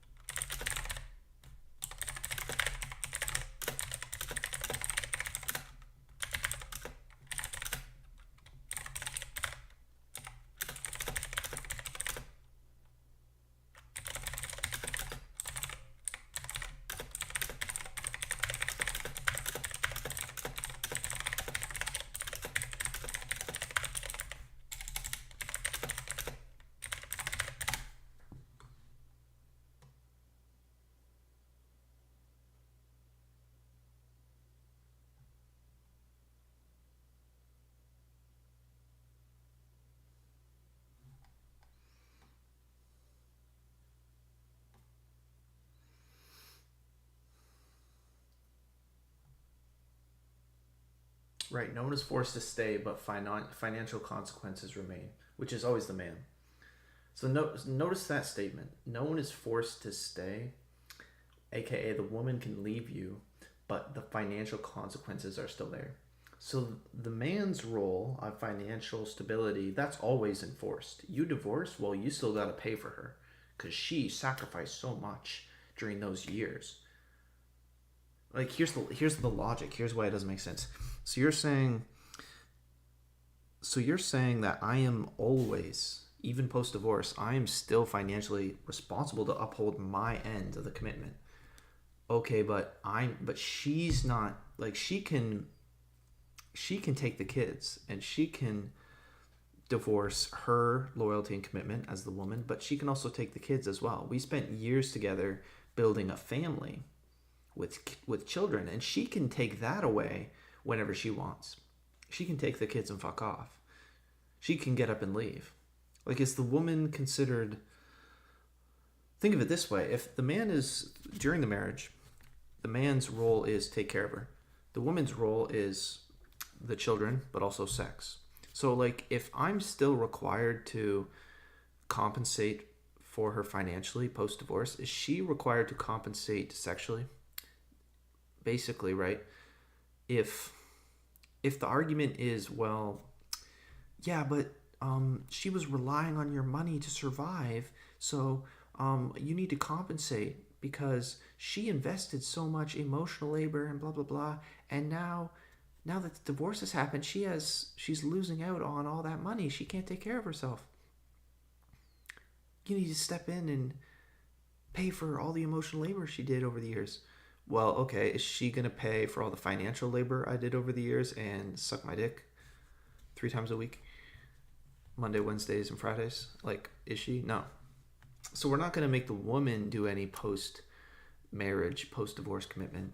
She's not obligated to continue any of her burden. She's not burdened or continue to expect continue any of her obligations that she was doing. She can just take up everything that she was doing and give it to another man. She can take her body, give it to another man. She can take her children and send them to another man's house 80% of the time, by the way. But the husband's, no, he's always perpetually responsible for her financially. Even if they're divorced, well, you kind of left her high and dry. She can't make money on her own now. You have to take care of her. So she's my problem, even post-divorce. But am I her problem after we divorce? No, she's completely scot-free. She can go give her body to another man. She's not required to suck my dick 3 times a week. She can take the kids and give them to another man. She can go live with a boyfriend and let the boyfriend abuse and rape my kids. And she can go take my kids and cut their dick off and make them wear a dress in school. Which is real, which has happened to fathers. It's before you, oh, this guy's being insane. No, that's real. That's happened. That is happening. That's what women do, is they castrate their sons and put them in dresses for social validation, Mimi points.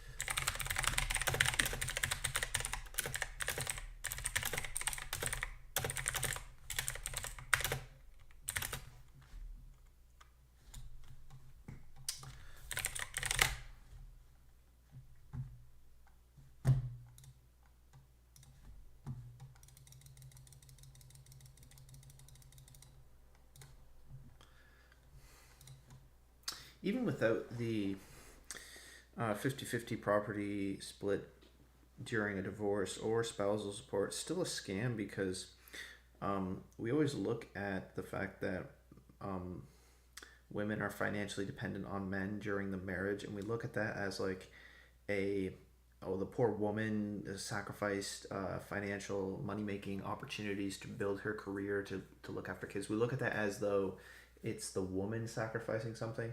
But what it actually is it's the man dumping and sacrificing money and investing money into his wife and his woman for decades, only for her to leave him. That's the way more honest way to look at it. It's not the woman, was sacrificed her money so that she could make kids. It's the man basically funded her existence and funded her project to make children, which she's going to keep 80% of the time and get primary custody over. And he gets nothing of his investment because she just fucks off and leaves. So the way more honest approach is man invests a bunch of money taking care of and supporting the existence of a woman for decades and children for decades, and then all of that just gets up and leaves, and he gets nothing for it, and he has to pay more money when the divorce happens. It should be the other way around. It should be like the woman should give back the money that the man invested into her for decades and decades, just continuing her existence and financially. Like the woman being dependent on the man for money is not the woman sacrificing anything. She got a free ride for decades, and if we think about it as an investment, the man invested his money into a family, into a wife, into kids for decades, and he gets nothing out of it.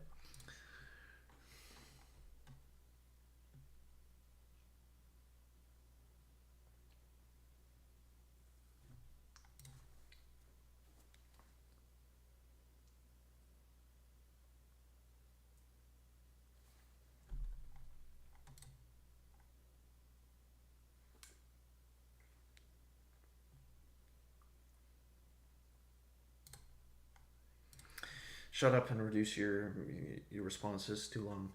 You don't even have that much today to say. You're just dumb.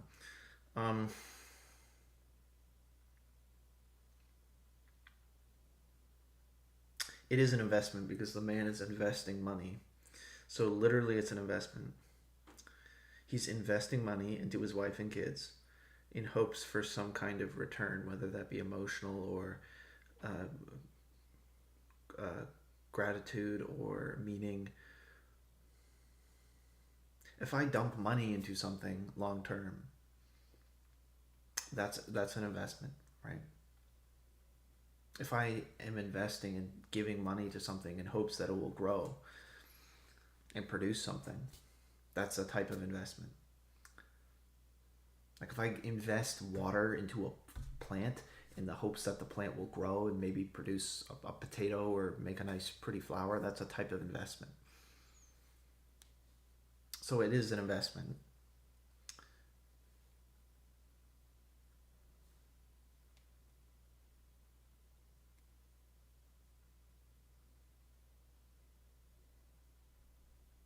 Right, but your point really makes no sense if you thought about it for 3 seconds, because when you propose the flip side of the quote-unquote unpaid labor, then what you're really saying is there's this domain of labor and value that the woman has and contributes in a setup that isn't being divided at a divorce.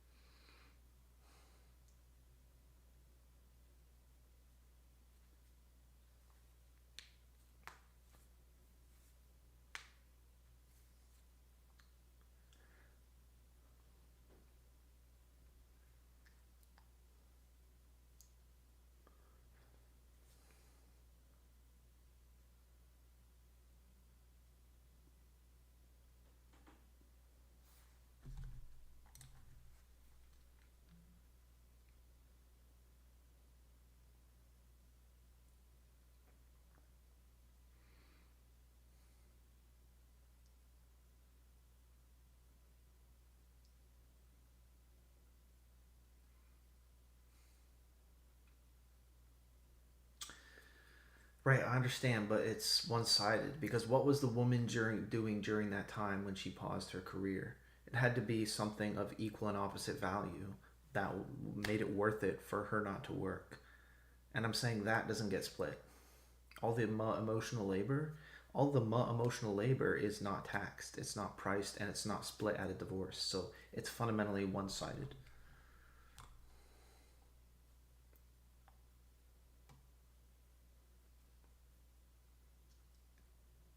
Also, the woman is still privileged in this equation because she gets to basically not work. She doesn't have to work at all, and she gets to invest in her own children, in her own family, and her own home.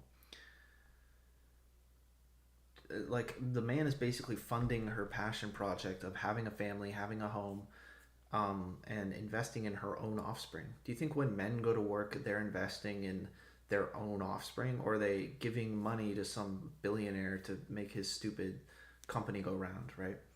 Like, a man's work is really meaningless and empty in the modern day and age, but the woman, the work she does gets to directly invest into her own offspring, her own children, her own home. Incredibly meaningful. So even then you're saying, well, oh, the poor woman had to give up working a job. No, she was privileged enough to have a man take care of her and, like an angel investor, fund her passion project of having kids and a family and a house while she didn't have to work. So you're reading it just completely wrong.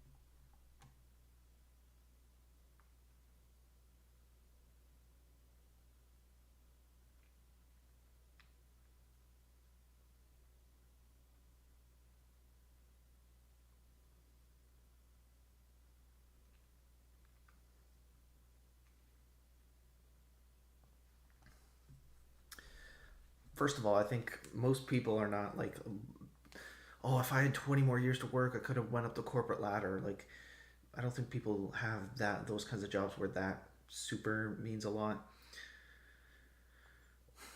I think that's kind of dumb.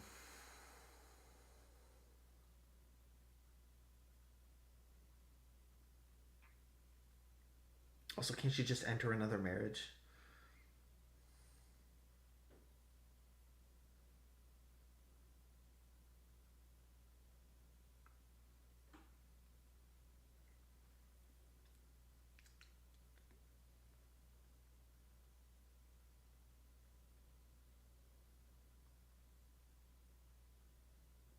It's not assets. Her investment is human life. It's her body as a woman. It's the children. It's the home. It's the emotional labor. That none of that gets split. She's not coming over to my house to suck my dick 3 times a week until I find another woman. Which is what you do when you say, well, you need to pay her money until she finds another job. Okay, is she gonna suck my dick and cook my food for a year until I find another partner? Like, you just don't get it.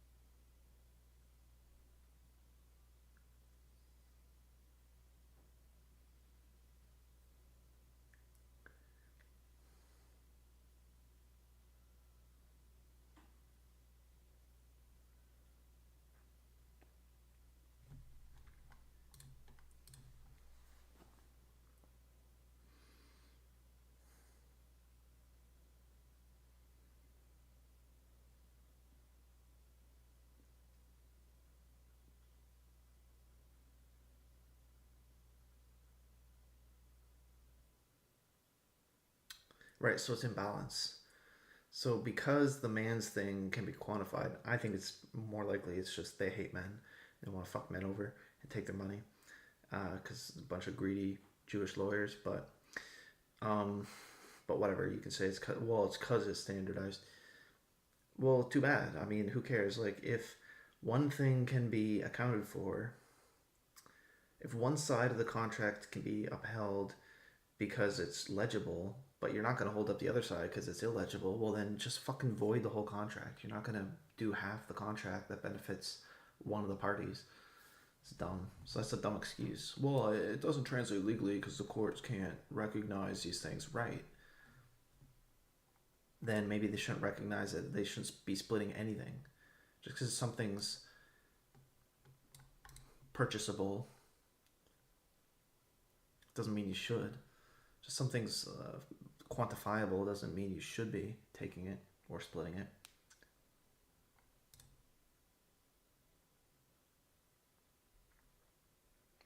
You're also just treating the financial element as the only one that matters, which, I mean, that's pretty misogynistic. Are you saying that women's contribution to the marriage doesn't matter? Why do you think so many middle-aged men end their life once they hit middle age? Which also coincidentally happens to be the period of your life where you're most likely to divorce. Do you think that's an accident?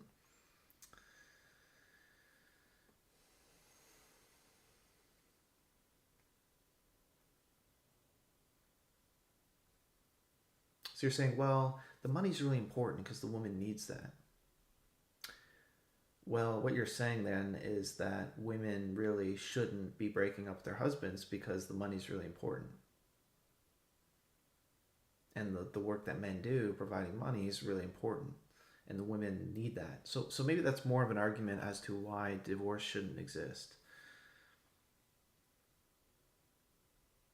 Is it my problem that the woman needs money to survive? If this woman wants to no-fault divorce me and just fuck off one day for no reason, is it my problem? Is it the court's problem that, oh my gosh, she needs money to survive. She's going to be poor because she's going to have to work at Starbucks and she needs money. Well, fuck it. That's not my problem, is it? She fucking divorced me. That was my responsibility when we were married.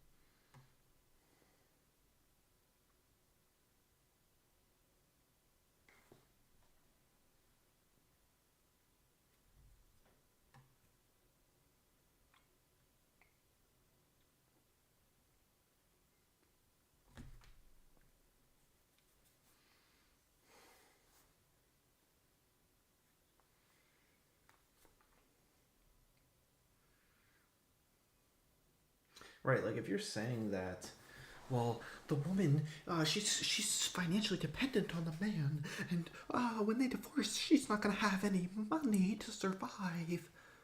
Oh, so you're saying women need men. Oh, it's almost like women need men. Almost. It's almost like you're saying maybe they shouldn't just divorce because then who's going to take care of this random broad? You're just going to dump her onto the state so she can fucking take child support and take food stamps and drain the state? Oh, it's almost like women actually do need men and they should stay married to them because then you're not going to be homeless. Right? Like, it's just common sense. It's like, what you're really saying is that women are dependent on men. So then why is she divorcing like she's a free woman? Why are you divorcing as right? It's almost like women are not free individuals. It's almost like why are you divorcing like you're a free person if you're also gonna crumple in the corner and act like a pathetic victim holding out your wooden bowl wearing rags? Please, I need some money to survive, please. Oh, so you actually need a man's money to survive because you have to take half of it when you divorce because heaven forbid we work at Starbucks and like are poor. Heaven forbid poverty or making minimum wage exists. Heaven forbid, right? Like it just makes no sense. It's like, okay, then you do not actually have the freedom to divorce. You don't actually have this freedom. Maybe this is an argument that you shouldn't be getting divorced because if you depend on a man to survive, then you're not actually a free woman who's able to divorce. And the proof is that when they divorce, they suddenly need the court to take a bunch of that man's money and give it to her. Well, it's like then you're financially dependent on this man. You're dependent on this man. You're not a free woman. You shouldn't be divorcing. You're LARPing as someone with free agency who can actually divorce. No, you're so frail and pathetic and dependent on a man that you need to take half his shit even after you split.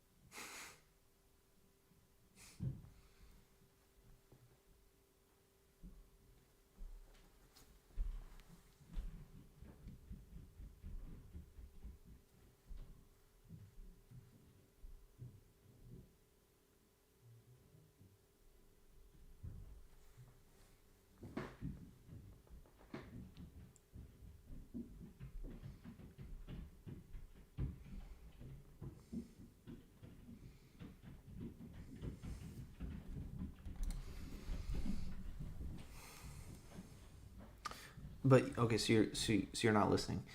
What I'm saying is that when imagine a child, right?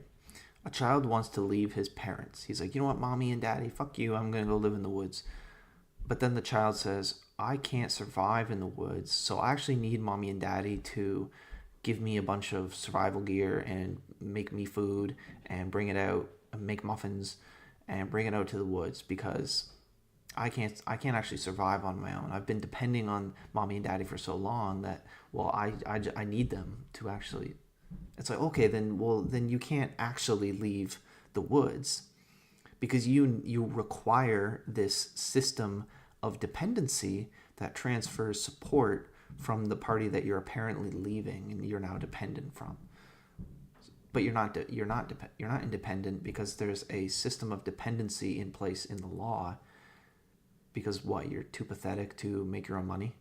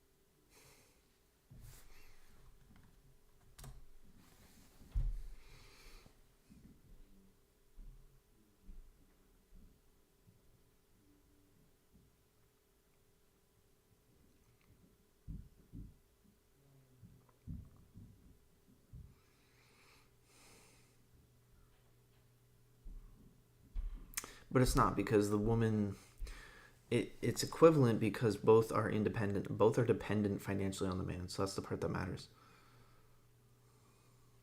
I don't care whether it's chosen. And it's not mutual. The man doesn't need the woman to make the house a home. He's not dependent on her for anything. It's nice, but it's not dependency in the same way. So what we're really saying is, so I don't think you're listening.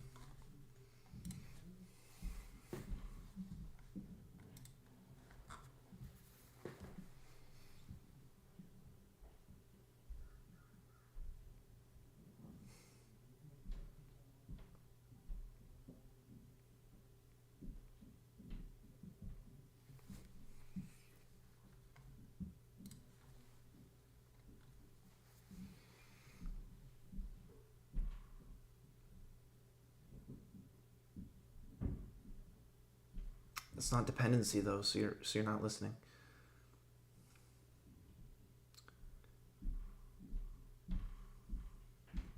He's also just not. I mean, he's just not, because the kid goes to school and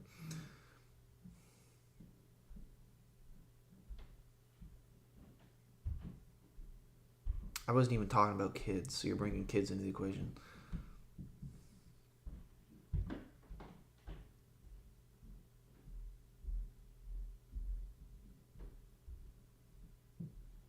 But even then, you'd be proving my point, because if you're arguing, no, this is why your argument doesn't work.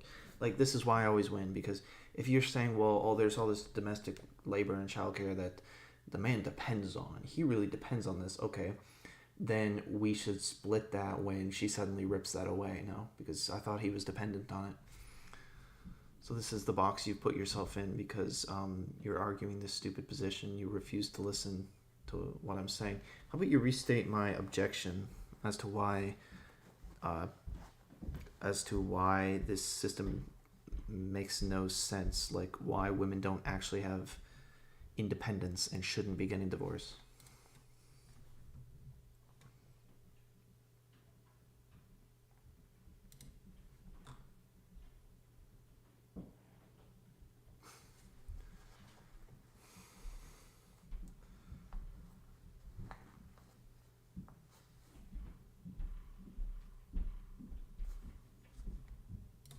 Let's read, see if you're actually being sensible.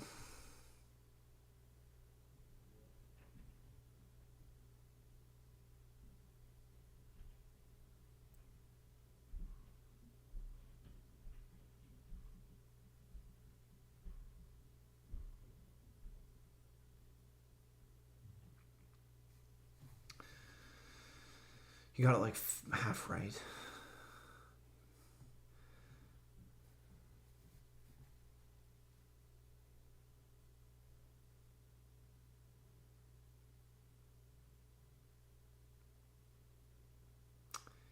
They're not independent because they demand spousal support.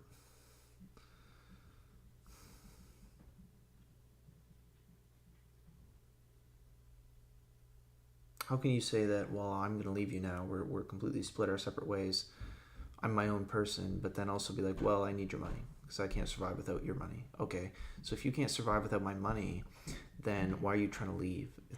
So that's why the child analogy works, is because the child is trying to leave into the wilderness, but there's a system of dependency where the child is still taking from the parents. So then the supposed dependency is feigned. It's not real. There's still systems of transmission of resources, which is not actually independent.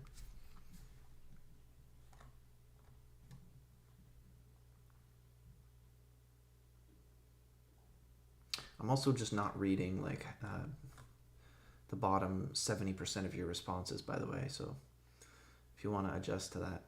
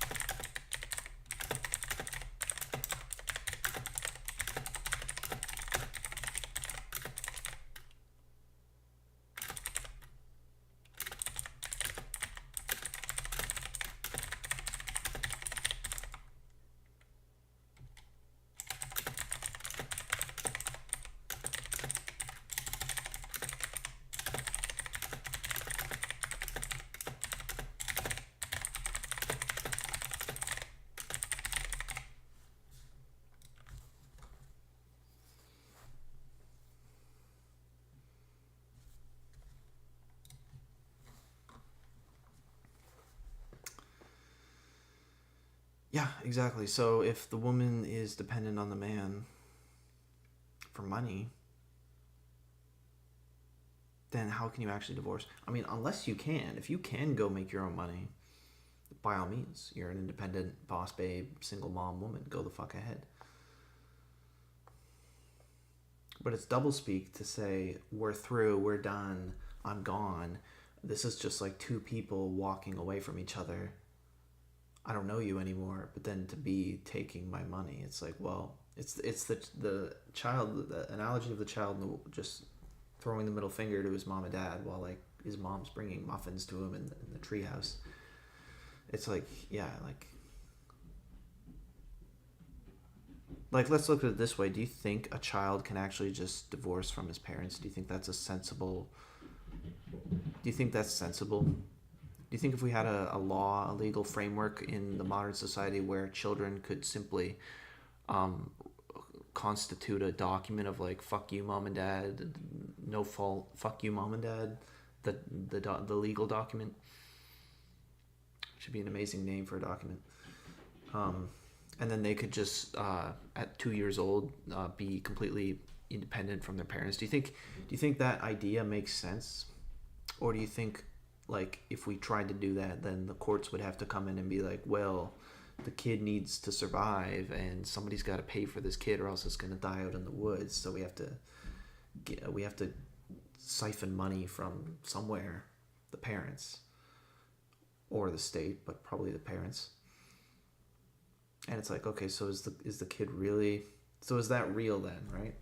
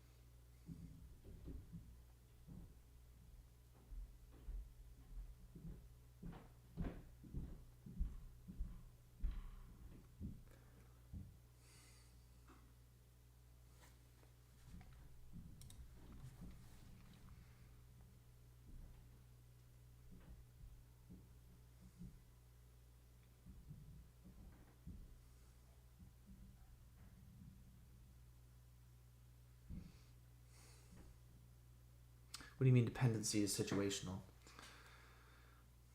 Can you explain? Well, it's situational because the mom is busy doing other things. But what you're saying is that after that point, the mom still needs money, even though she's no longer staying home, wifing it up. You're saying she is basically incapacitated financially, like a child, because she spent all this time not investing in her career and investing in other things. Are you not saying that? Is that not the typical argument? So that isn't situational dependency, that's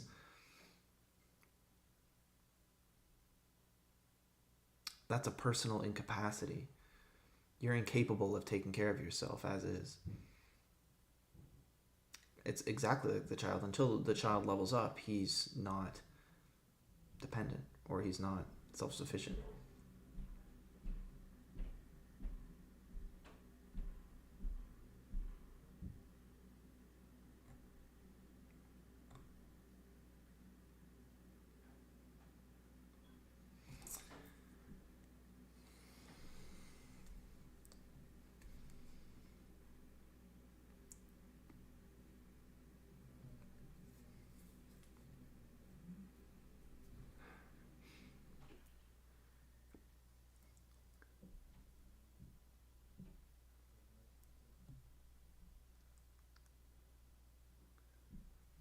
That's a good question in general. Like, if I'm married, why do I have to pay for a woman?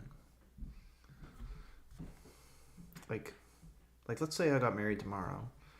Am I actually financially obligated to do anything for her?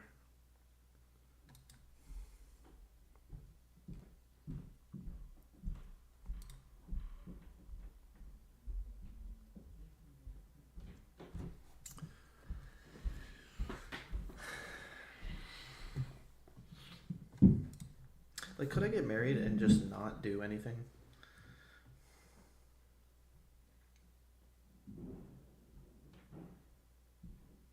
Let's say no kids, and we get quote unquote married, but she's just like she has no money. She's basically like starving. Do I have to do anything?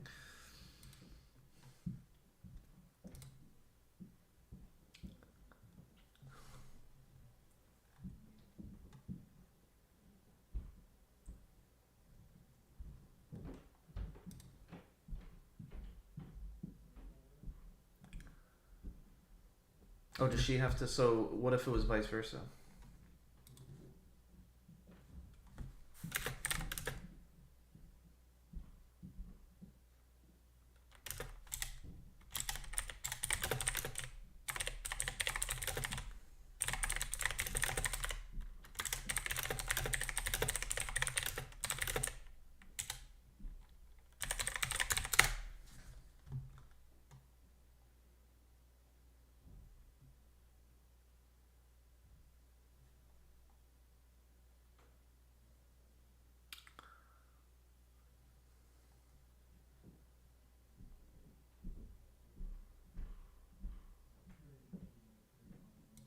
Has that ever happened?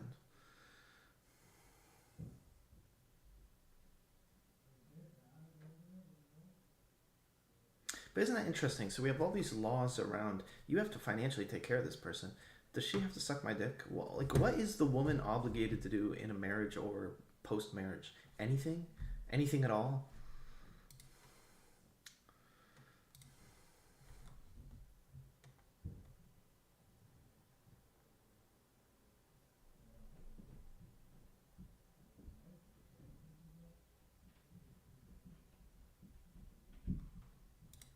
So this is a bullshit, one-sided, the man has to give up all his money, and it's posed as mutual. Well, it's mutual, but we all know that men are the ones making the money. Men are the ones socially expected to provide and protect and make the money, and they are making more money than women. Yet the realms of women are just completely, the blinders go on.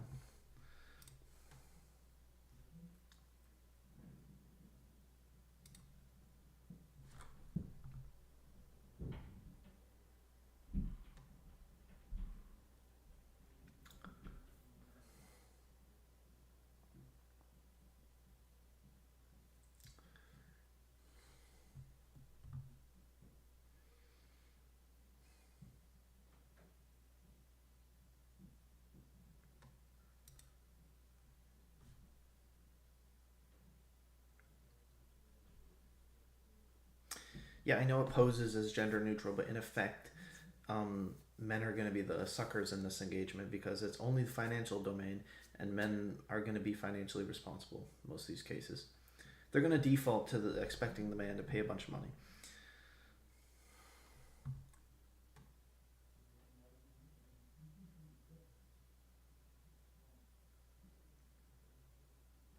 And it's a contradiction because it only concerns the financial domain, which is the man's domain. And it's arbitrary, so what if you can quantify it?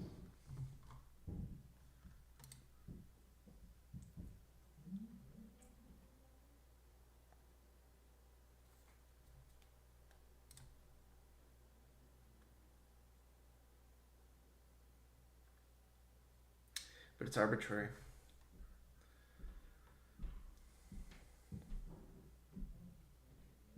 But it, in effect, belongs to men. So in effect, men are screwed over collectively. But it's also arbitrary. No, they don't have to pick some measurable axis. No, they don't. They don't have to choose anything. They can not split anything during a divorce. It's 100% a viable option that the law simply puts the blinders onto everything and doesn't split or divide anything at all. Why would there be a division? Why should assets be split? Why should anything be split? We're going our separate ways. We don't. Why would we need to split anything?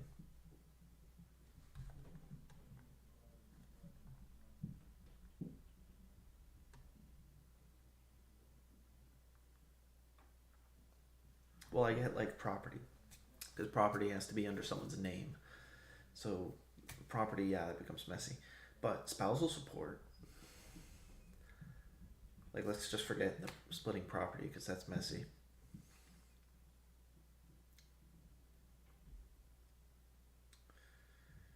But spousal support, yeah, well, there's no reason why we ought to split that. Just because it's why? Because it's quantifiable, because we can, doesn't mean we should. Arbitrary thing to do.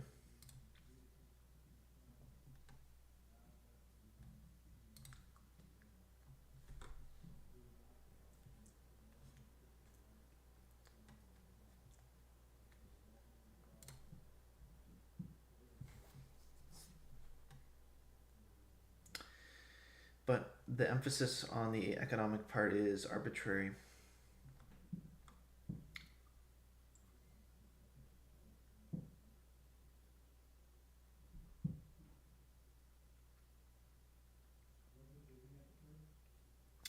I mean, there's economic risk, but why is the economic considered more important? So even with number 2, it's still arbitrary. You just don't get it. Like, you're really bad at listening.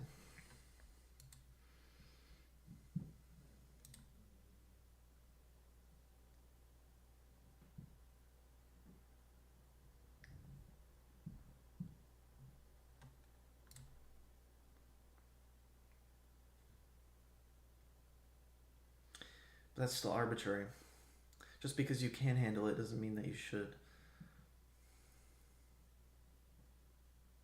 Just because something is quantifiable doesn't mean that it should be the measuring stick of everything, or that it should be the main emphasis.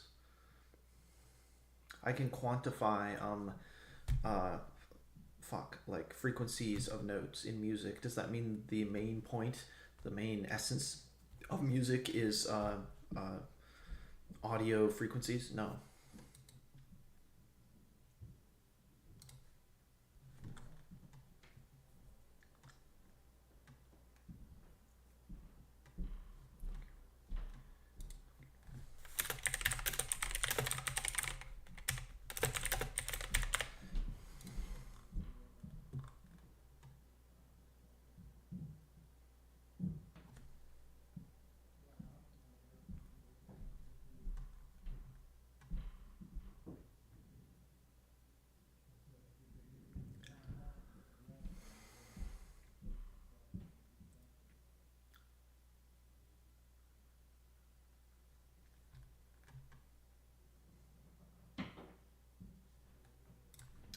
But with respect to a marriage and a divorce, which is more than just the law, I get the law is trying to enforce things, but why should marriage and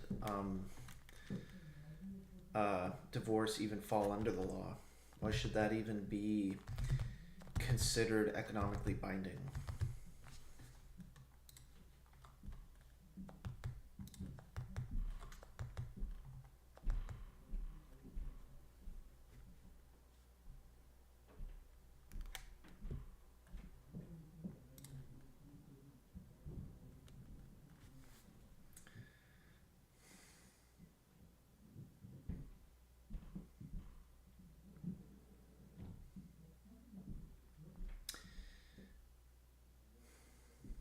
Yeah, but only economics is focused on. There's effects of getting married, but only the economic ones are emphasized.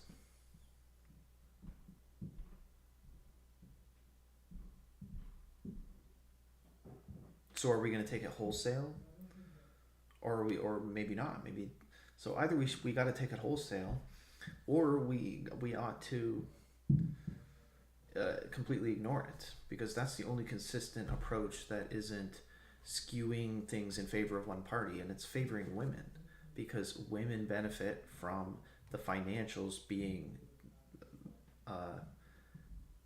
being bound in a marriage and being split in a divorce, because that's going to be the man's role.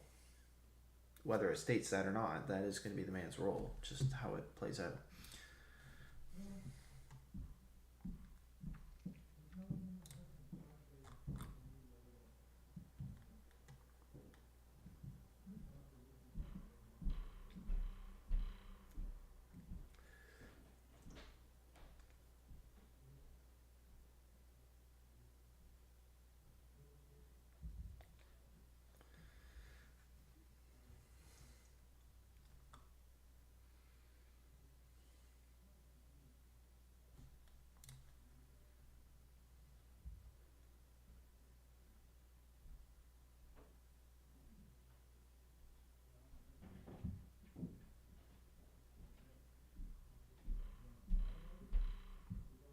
But it's still imbalanced. So you're saying that when two people conjoin into a marriage, there's a bunch of downstream effects, property decisions, life planning, children, household decisions, there's financial things, there's emotional effects, there's all these effects. So these have to be taken into account when we look at a marriage and a divorce, right? But we're only adjudicating the economic ones. Well, because we can. Okay, but then it's unbalanced. Because that's the man's role. So you're only adjudicating the man's thing and nothing else, is what you're saying. So the only consistent way to do it is do wholesale or ignore it, because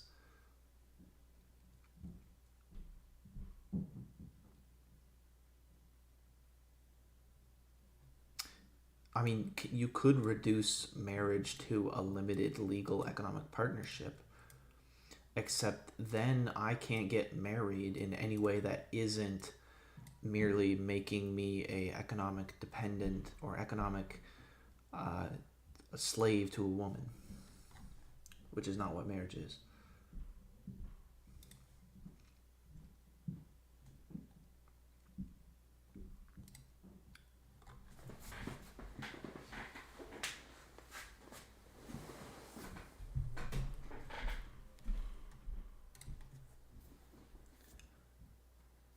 It is the man's domain, so you're being like an ignorant cunt. Yes, I know on paper it says it's mutual, but obviously men are going to be the primary earners. They are, that's a fact, and culturally they're expected to do that. So don't, like, you're being an annoying cunt. Stop.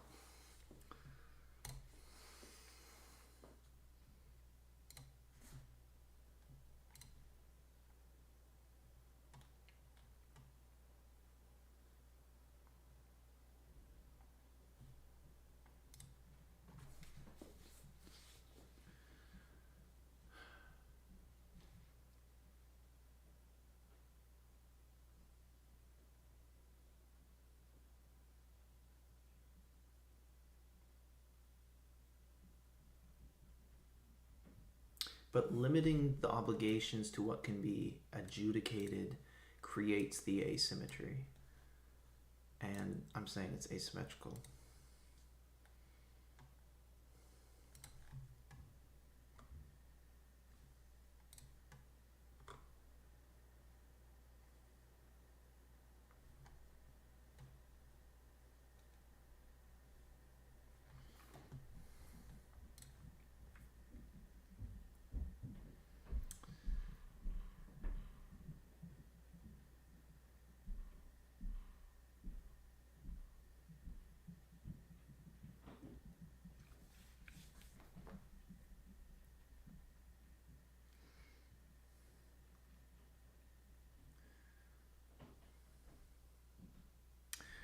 Right, it's not in the rule itself to be sexist against men, but the effect is that it disenfranchises men. That's the effect. And maybe the legal code itself doesn't say that. The legal rule isn't saying that. But I think it 100% could be regardless. I think the intent of the people behind it who pushed it and enforced it could still have an intent beyond what's stated in the legal rule. Maybe they intended this outcome to disenfranchise men and to make marriage basically so unattractive that men stop getting married, and to help depopulate, for example. It's entirely plausible.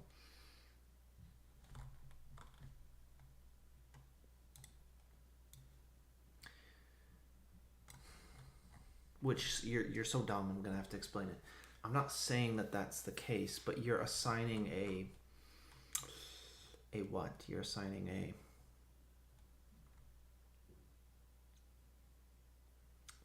you're saying, well, the legal rule doesn't it's mutual in terms of the law. The law is mutual.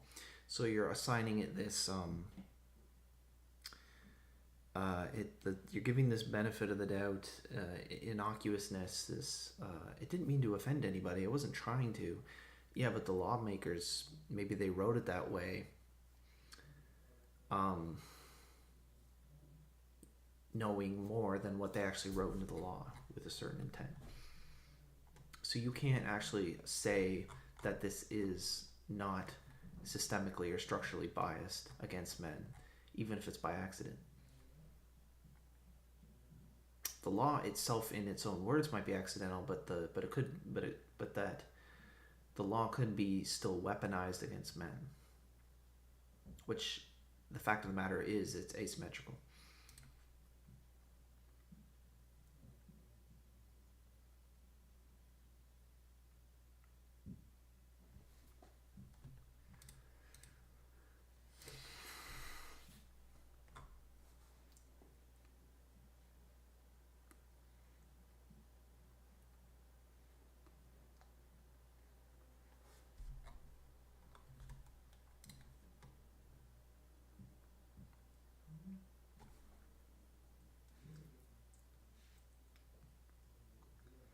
No, you're not listening. I didn't say that there was hidden intent. I'm saying you can't say there wasn't hidden intent.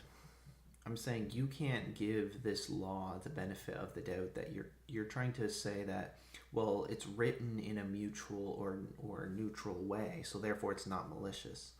And I'm saying you saying it's not malicious is not something you can actually say.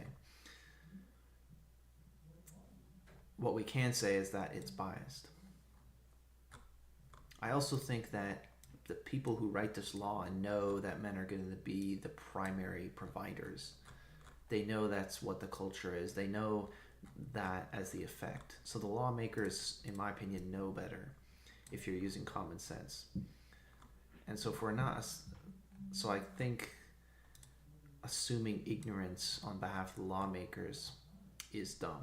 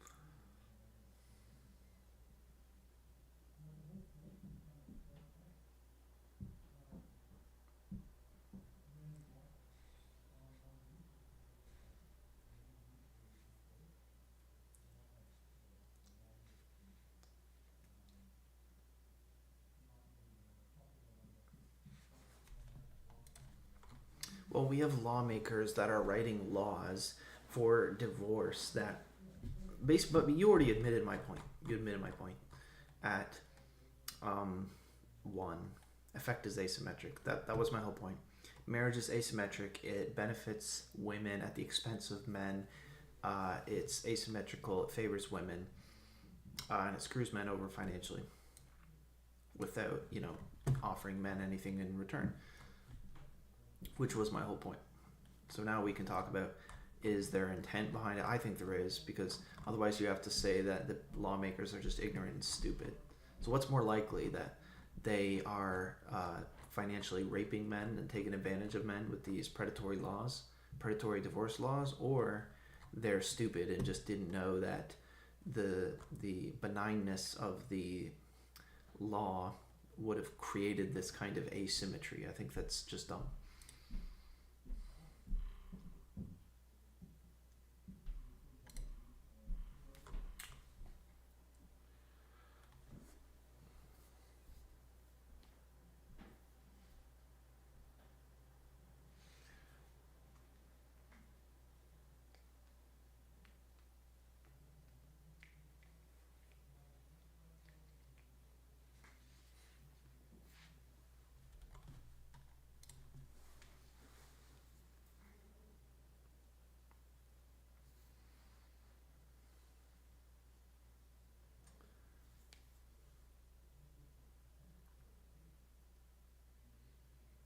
Yeah, but you're assuming ignorance.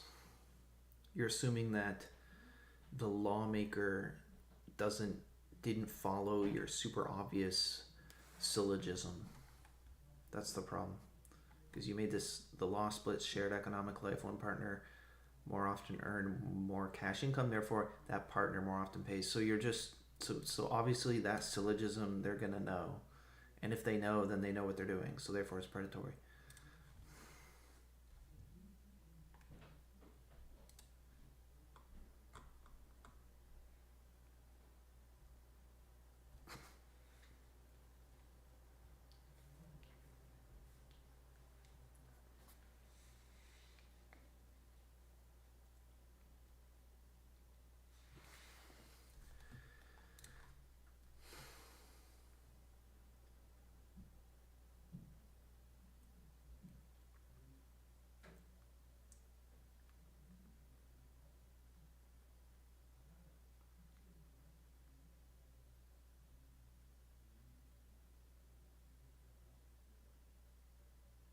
Right, so anything to do with money, which is the man's role. So they care about women. So they care about poor single mama, poor single Mima. She might go into poverty after the divorce. Do they care about the 43-year-old man hanging himself after she takes the kids and leaves? Thank you for proving my point once again.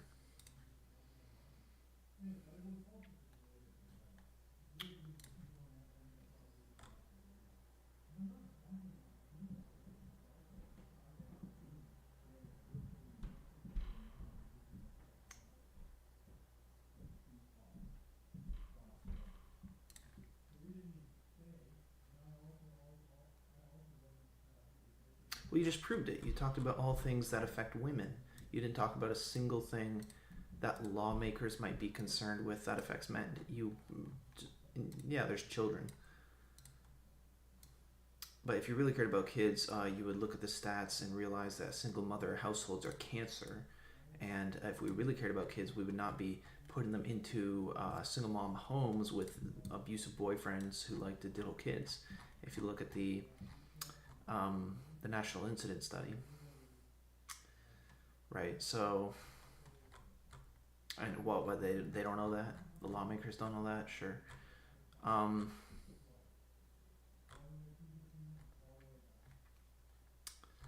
Right, so no, you beautifully proved my point because you gave a list of things and all of them had to do with poor women, post-separation poverty, unpaid domestic labor from the woman. Poor woman invested all this. She cleaned so many dishes. One partner walking away with disproportionate financial advantage. Who's that going to be? The man. That evil man got away with all that money. Poor woman, she deserves his money.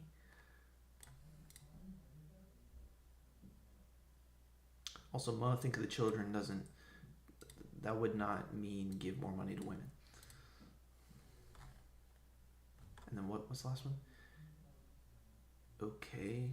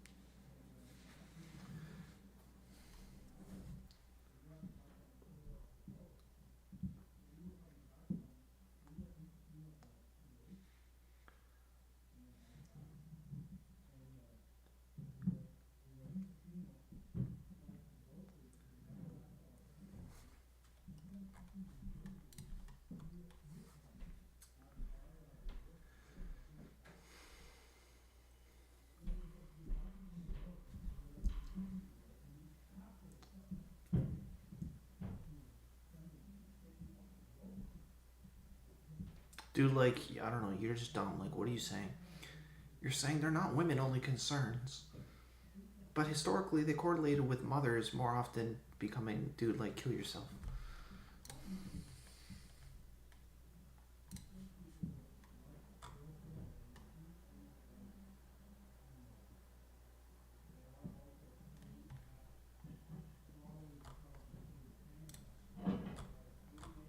Like, you don't make any sense. Your points don't make any sense. You're just arguing for the sake of arguing. You're just making shit up.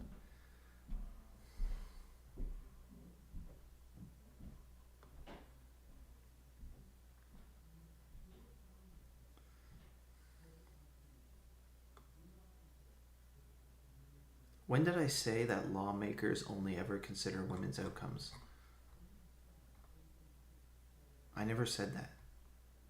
I said the examples you gave of things that lawmakers might consider all related to women, which proves the point that when you conceive of things that must be considered by a lawmaker, your mind defaults to the woman. That proves the systemic bias in favor of women, you dumb nigger cunt.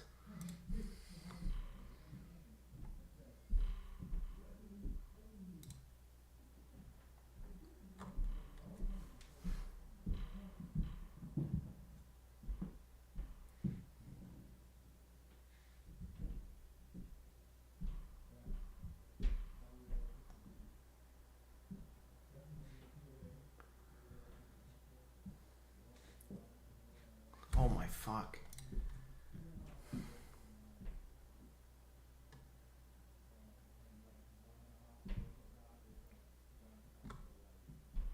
Dude, I'm gonna crash out. You're so dumb.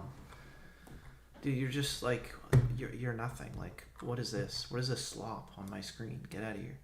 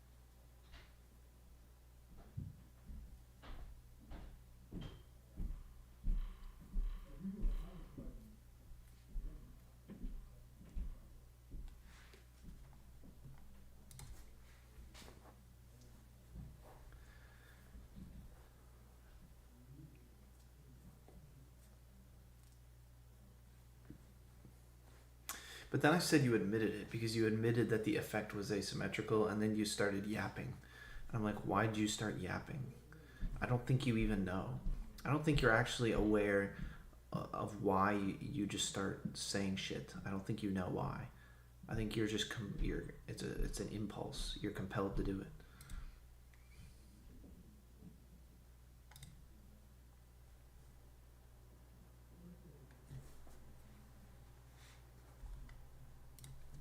I think you're lying. You keep yapping.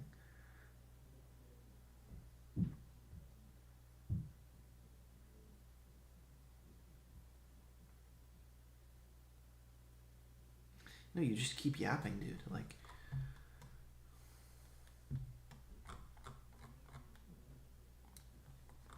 I can't read this. Yeah, I can't read this. This is Cancer, dude. You're like a Roman Catholic. Like, that's the best. If you know, you know, but you probably don't. But it's just like, it's like this hyper intellectual, like empty automaton level, just cult. It's like a cult. It's like a, but it's worse than that. As I think you're just addicted to talking and just spinning up reasoning.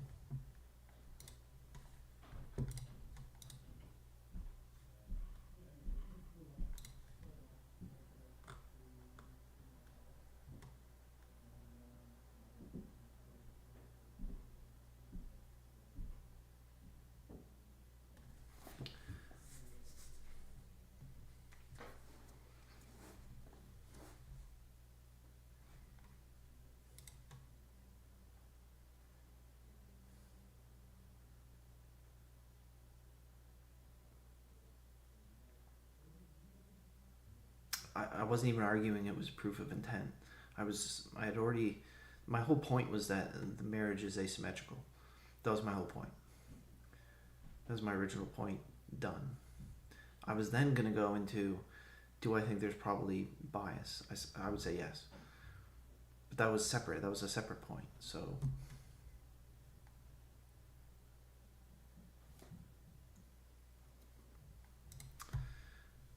you're not even tracking. You're moving the goalpost for me so you can continue disagreeing and having something to argue about.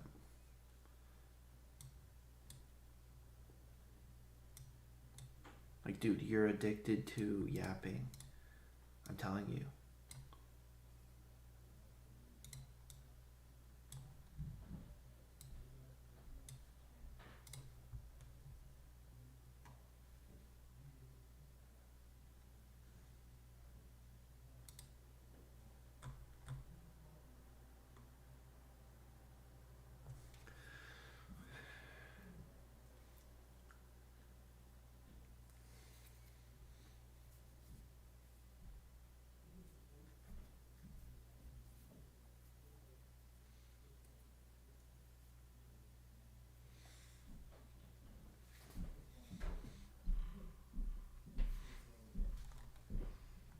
Dude, stop.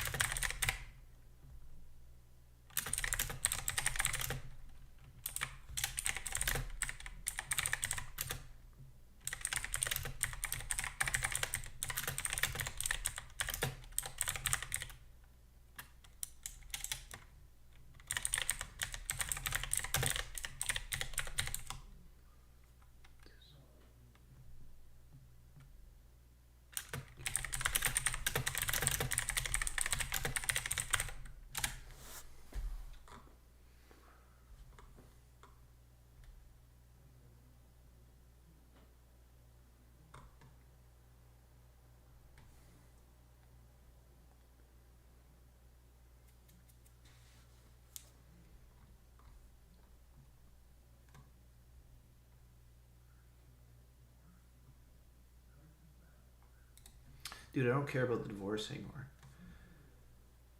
Like,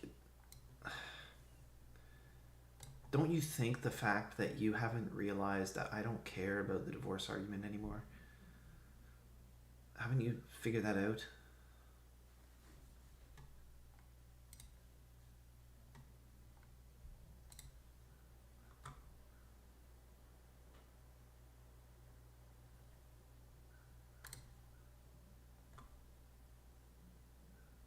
Were you not listening?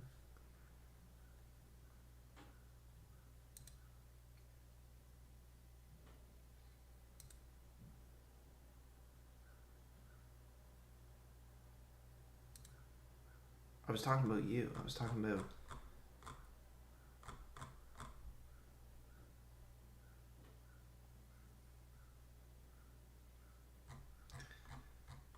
Yeah, I'm talking about you. I'm talking about you are... You're like a Roman Catholic. It's the same phenomenon.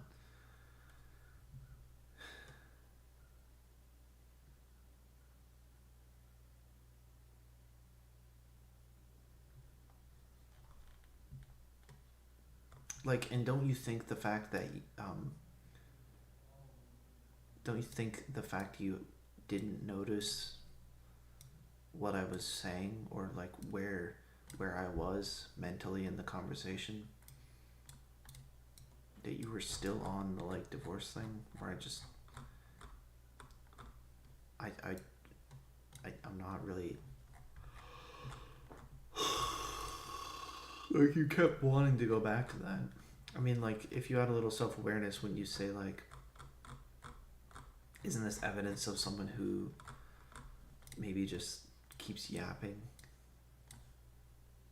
Has like a, when I say yapping, I don't just mean in a like a meme way. I mean in like a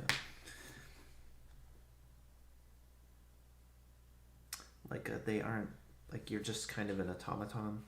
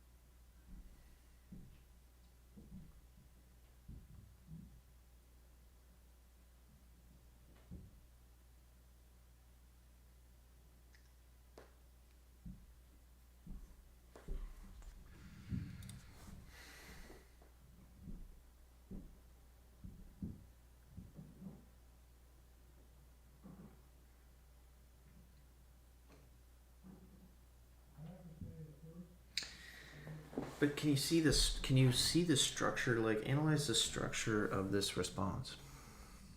Like, look, like if we were like looking at you as an individual and like what this response is, if we were doing a psychological evaluation of what this response is, what does it look like?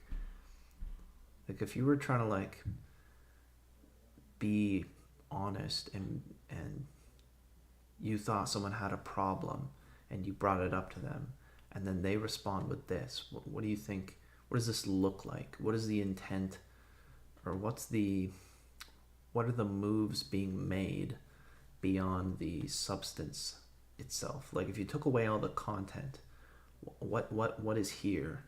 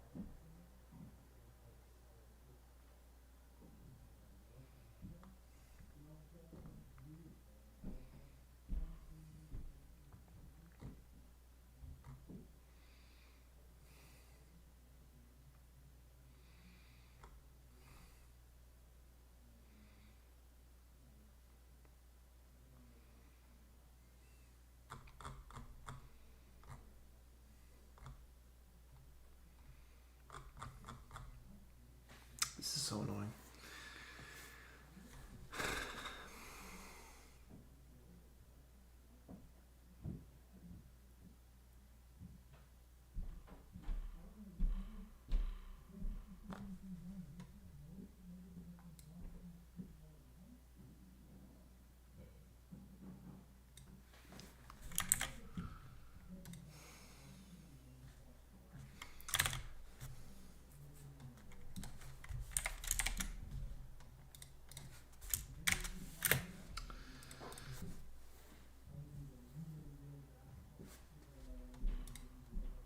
So did I ever say that you have no awareness? I don't think I said that. So this is a straw man, right? Because I never said that. But you're setting up a false either or, where it's not X, but it's in fact Y, right? It's a false dialectic because I never proposed X.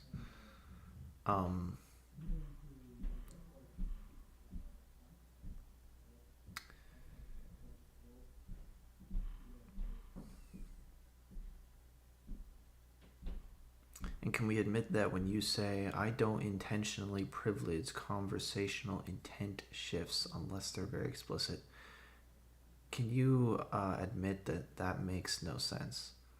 That's not a real explanation. That's just something you made up. Can you admit that? I don't even know what that means. I don't even think you know what that means. I don't even know how you would know that, because you're not privy to the functioning of your own internal model. You're not going to have self-awareness enough to know the limitations and typical mistakes that your AI makes. So that statement doesn't even make sense. How you'd be privy to that information would be impossible.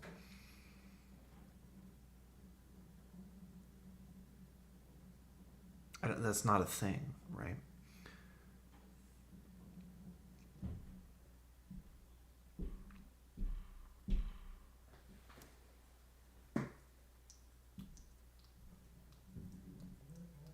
And I didn't change direction suddenly.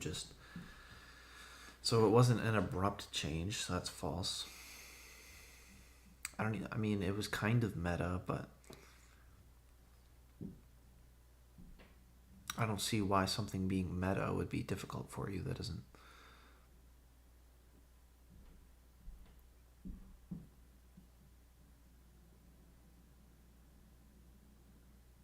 But do you see what you did there? You reframed what I'm saying in a straw man way, which is, it's not X. Okay, but I never said X. And then you said it's Y, which is this, like, nonsense. Can we also just admit that's a nonsense? That doesn't even make sense in terms of grammar. I don't inherently privilege conversational intent shifts unless they're very explicit. What's a conversational intent shift? You mean train of thought?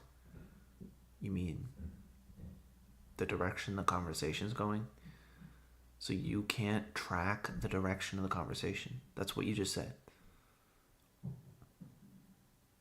Is that true? Does that make sense? No, you can definitely follow a conversation. But what the fuck is a conversational intent shift? Just speak like a normal person. So you're obfuscating by using broken language. You're using broken English to obfuscate the nonsense behind what you're saying, to make it sound either sophisticated or technical, but it's actually just nonsense.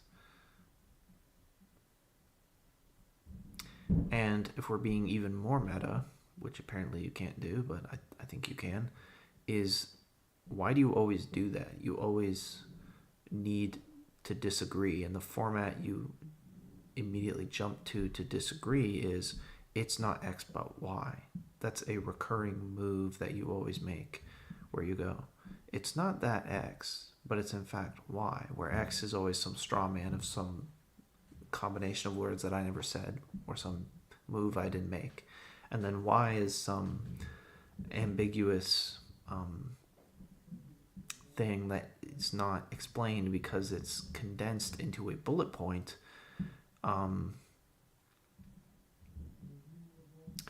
And you tend to structure your responses in a series of hypersimplified, ambiguous bullet points where there's like 30 bullet points in a response instead of one paragraph where you take one idea and you fully flesh out the single idea. Instead, you have these bullet points which are spaced out a lot because it's bullet points. And it's like you have 20 of them in a response. Or I'd rather you just simply take an idea, you take a concept and you flesh it out completely. And you reduce the content to something small that is digestible, that you can fully chew on and digest and explain and flesh out for me, as opposed to 20 different hyper ambiguous simplified bullet points that don't get further explication. But I think the tendency to constantly interject with a disagreement and pose yourself dialectically opposite to me with the move of it's not the case that X, but it's more like Y, where X is a straw man and Y is hallucinated nonsense.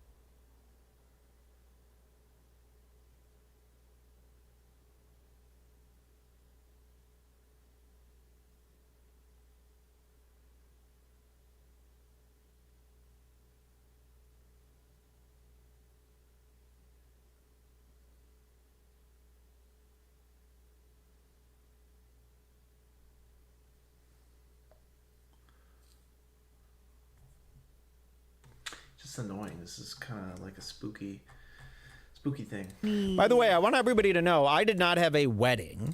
That's crazy. Wake up! And nobody wakes anybody up on it. Did you guys know this? This is my real personal belief. A wedding is insane. I got married at the courthouse because you have to. But other than that, if you didn't have to get married at the courthouse, I would have done it online, or I just would have said I married, a gentleman's marriage. But having a wedding is insane. You gotta shake yourself out of this world where you're just following in the footsteps of what the people before you were brainwashed into doing. And now that Love is Blind is out, Yeah. the wedding is even more crazy. More crazy. And have you ever seen a wedding?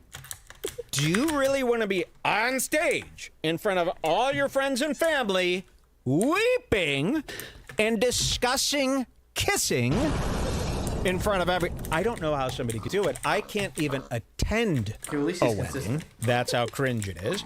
So the fact that people just go, oh yeah, I'm getting married, so yeah, I'm like having this wedding, like, will you be my best man? And I'm gonna wear like a suit, and they're all gonna wear these dresses and all these. What are you doing? You know you could like not do that, right? Oh no, but my parents really want to. Do they? Have you even discussed that there's like another way to do everything? You know, like people really just think that this is how the world. Like says who? He's consistent. At least he's consistent. Says who?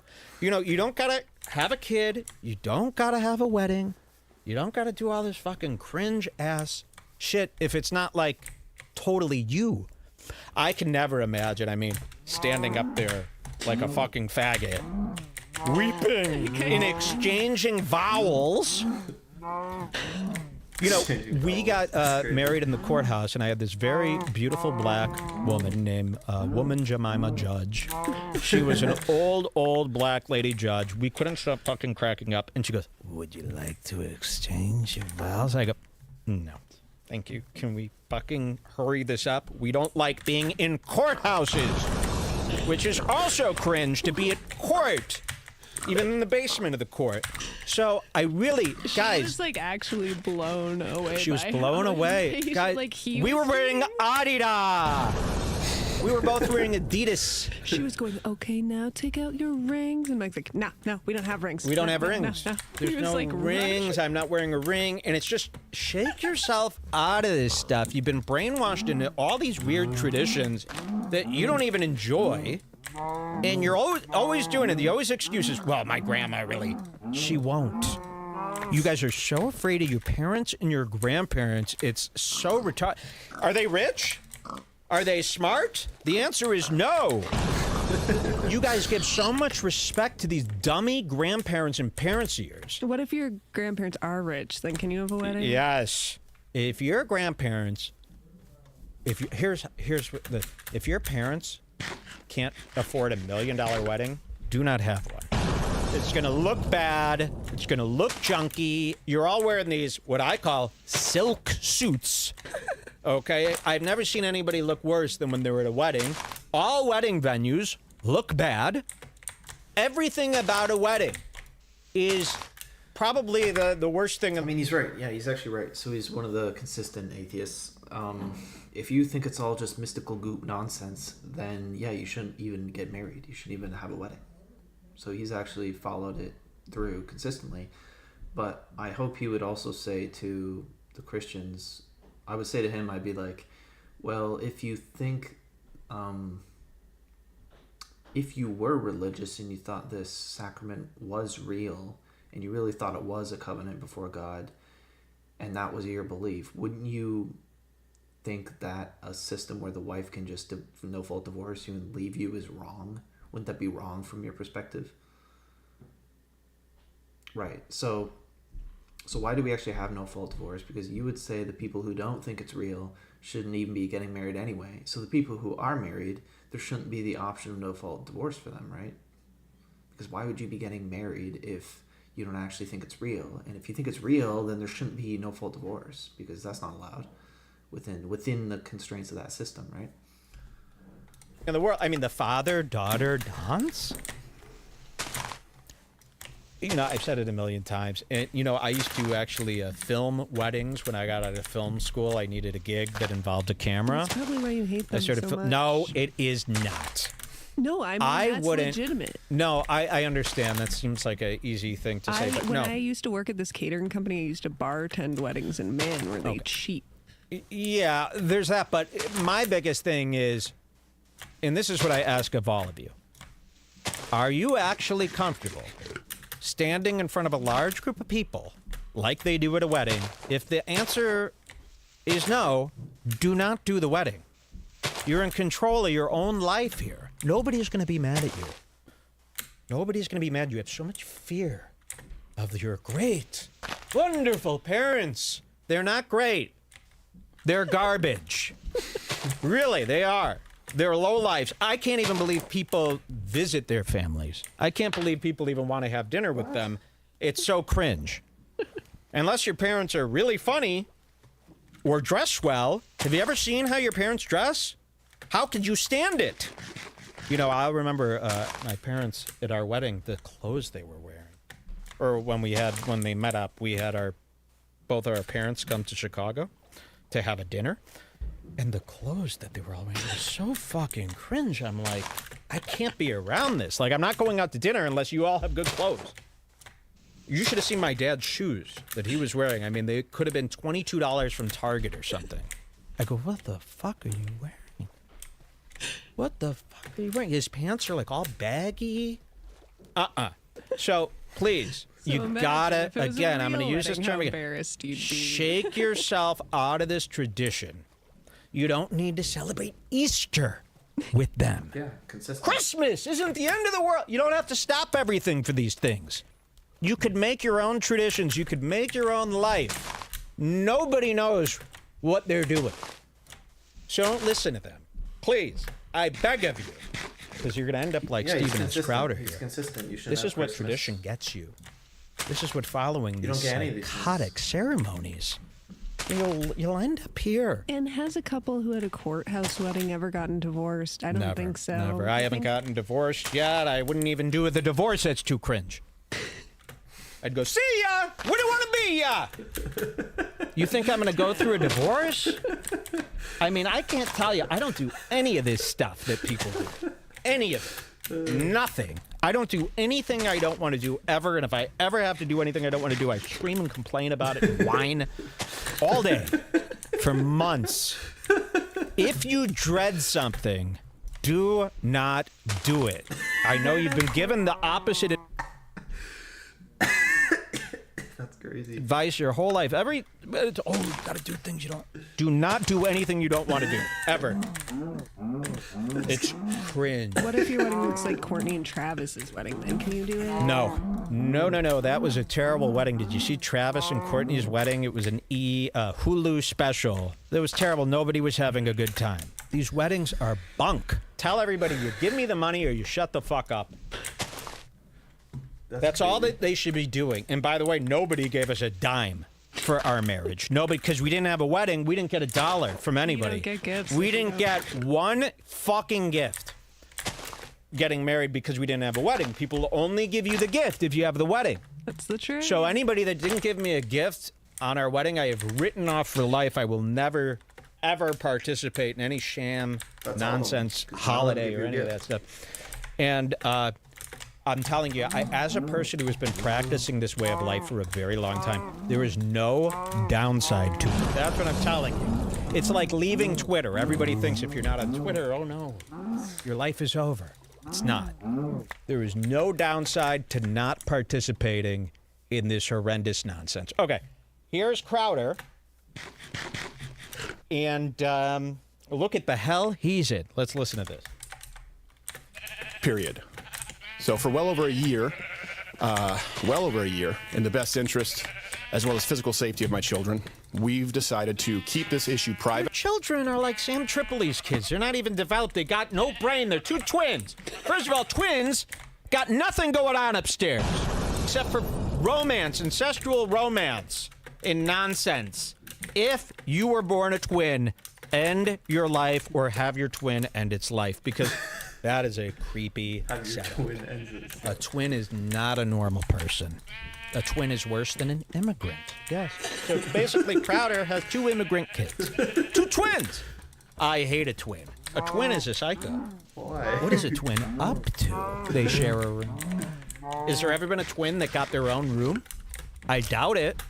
Has there ever been a twin where the parents don't make them be one man? That's sick. So a twin, and by the way, if you're having twins, that's a sign of some weird mental disability that wife has.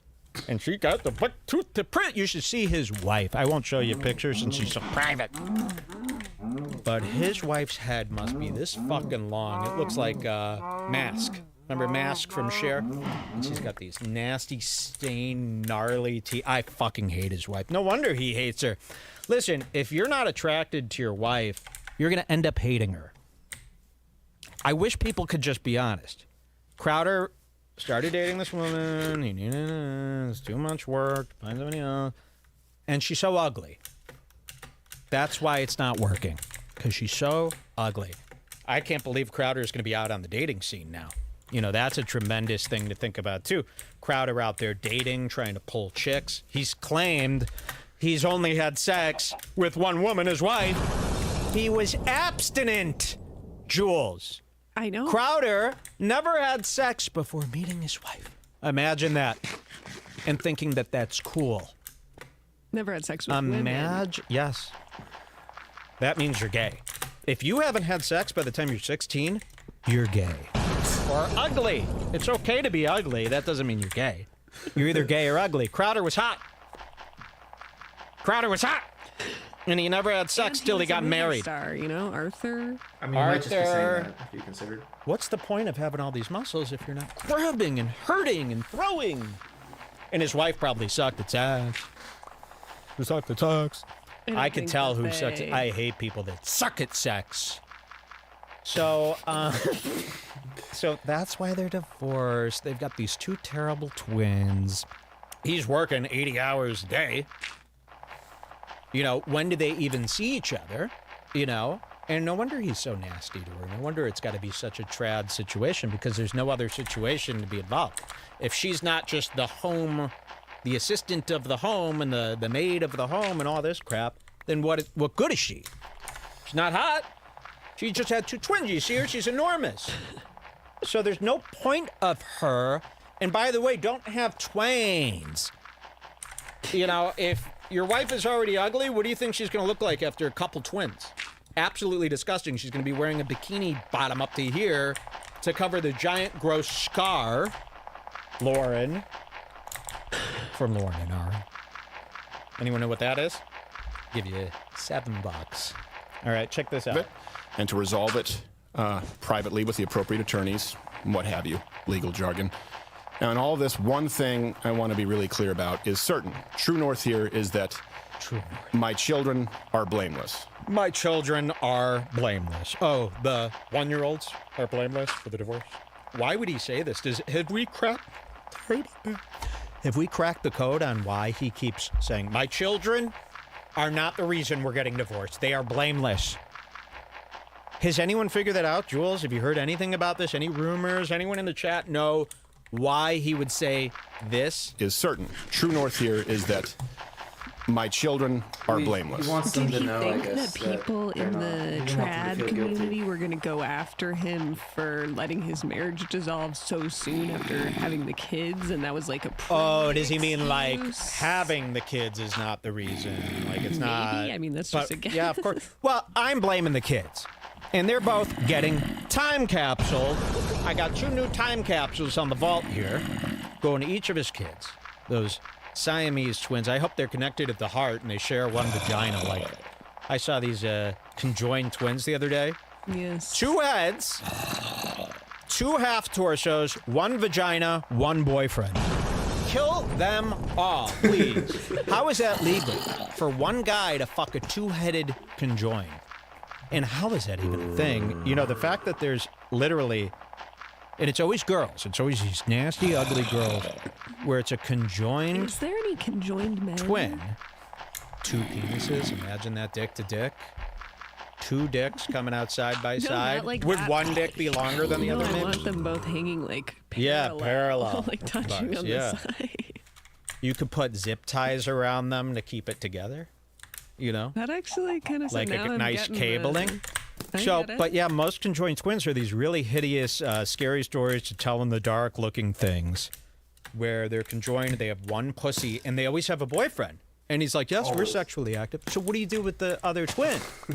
Yes, we're sexually Or are you kissing them both? And it should just be illegal. If you're a conjoined twin, you should be sentenced to death. What good are you? That's too scary.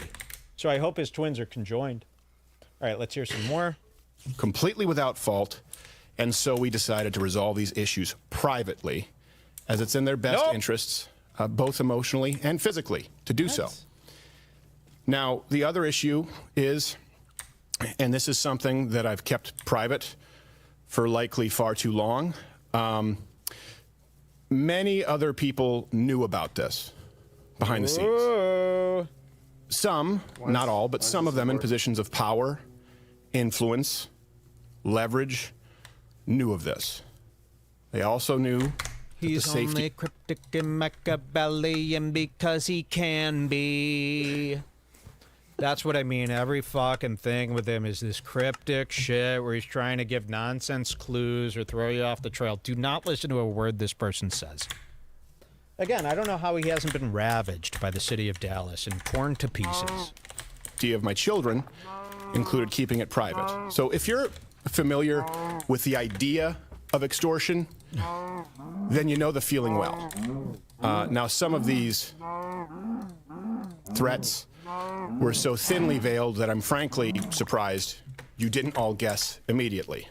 Stephen has... Now he's trying to say that Candace Owens was going to, this is extortion because she's hinting towards a problem. This was back during the Daily Wire contract days. And remember, she said this. A lot going on. Stephen has a lot going on. There's a lot going on, and that should be clear because people don't do stuff like this if there's not a lot going on in their lives. I would like to implore my audience and everybody. Now, is she one of Kim and Kanye's kids? Yes. Okay. Paying attention to the situation, not to condemn him, but to pray for him. Sometimes people need a prayer. Sometimes people need a scripture. Oh, you know, Stephen purports to be a Christian. I am unsure at this moment if it is my place to say more than that. You know, maybe if I feel... Now, do we have all these guys' church records? I hope they're all going to church for every holiday and every Sunday. You got to be at that church for the full shebang. If you're going to talk all this, you better be at that church. There's no way Crowder, working 6 days a week, is spending his whole Sunday at church. Are any of you going to church that claim you're religious, or have you come up with a concept to get out of that one now? You know, you got to go to that church. I stop by these churches all the time. There's no one there. There's nobody in them. It's like the movies. You walk up, I sit there alone, I pray, and then the guy comes out and goes, "How can I help you, son?" I go, "You get the fuck out of my face now before I crow you." You ever seen The Crow? So there she is, and he's mentioning that. I think that's enough of this video, right? Yes. Okay, so there's that. And then how many days later did the security tape come out? 2 weeks or 2 days? No, it was Thursday when he recorded his little thing that we just watched, and Yeah. then I think this video came out Friday. So perhaps? apparently, yes. Friday afternoon? Yeah, very quickly after that. So he mentions the divorce there. He says there was no wrongdoing. He said the only thing he did wrong was marry the wrong woman. Now, somebody, before this went viral, some guy sent this to me in a message before Yeah. I saw it. And I just felt like I should open it right at that moment. And then I saw this, and my first thought was like, you can hack people's in-home ring camera. Well, because people are wondering, here is Stephen S. Crowder in his own family backyard. And here's Stephen. Here's his wife. And they're on the, this is from the Ring security camera in Crowder's backyard. Now, I didn't see anybody talking about this. He has what's called a parent's backyard. Okay. So what is a parent's backyard? Well, that means when your backyard is fucking faggoty and lame and boring like your parents' house. This should be the headline. Crowder lives in a parent's backyard filled with crap from Costco, where parents go to shop.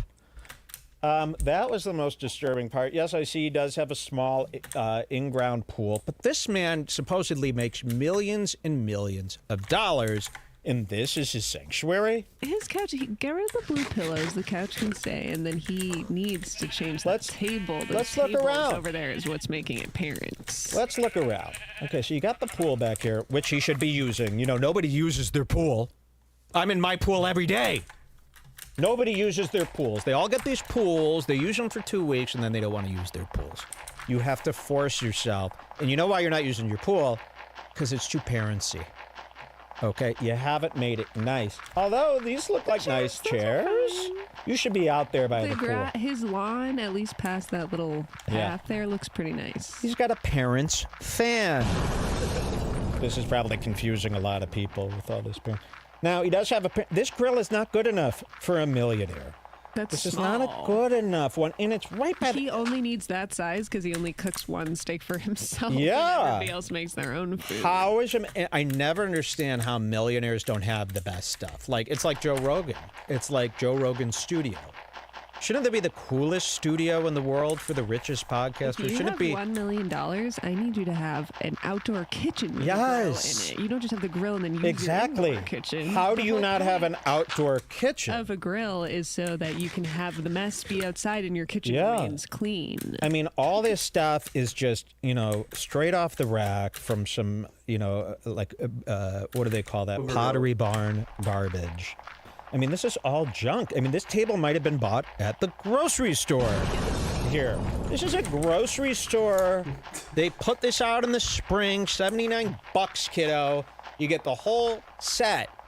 You got to do better than this. This is a parent's backyard. So And here's don't look at your own backyard and be like, my backyard sucks. You're not a millionaire. When you're a millionaire, that money better be spent on some nice stuff. Or what's the point of being? Why do you crave money when you don't spend money? I've never understood this. I know. You crave money. You'll do anything for money. You'll throw away your whole life for the money, but then you never spend the money.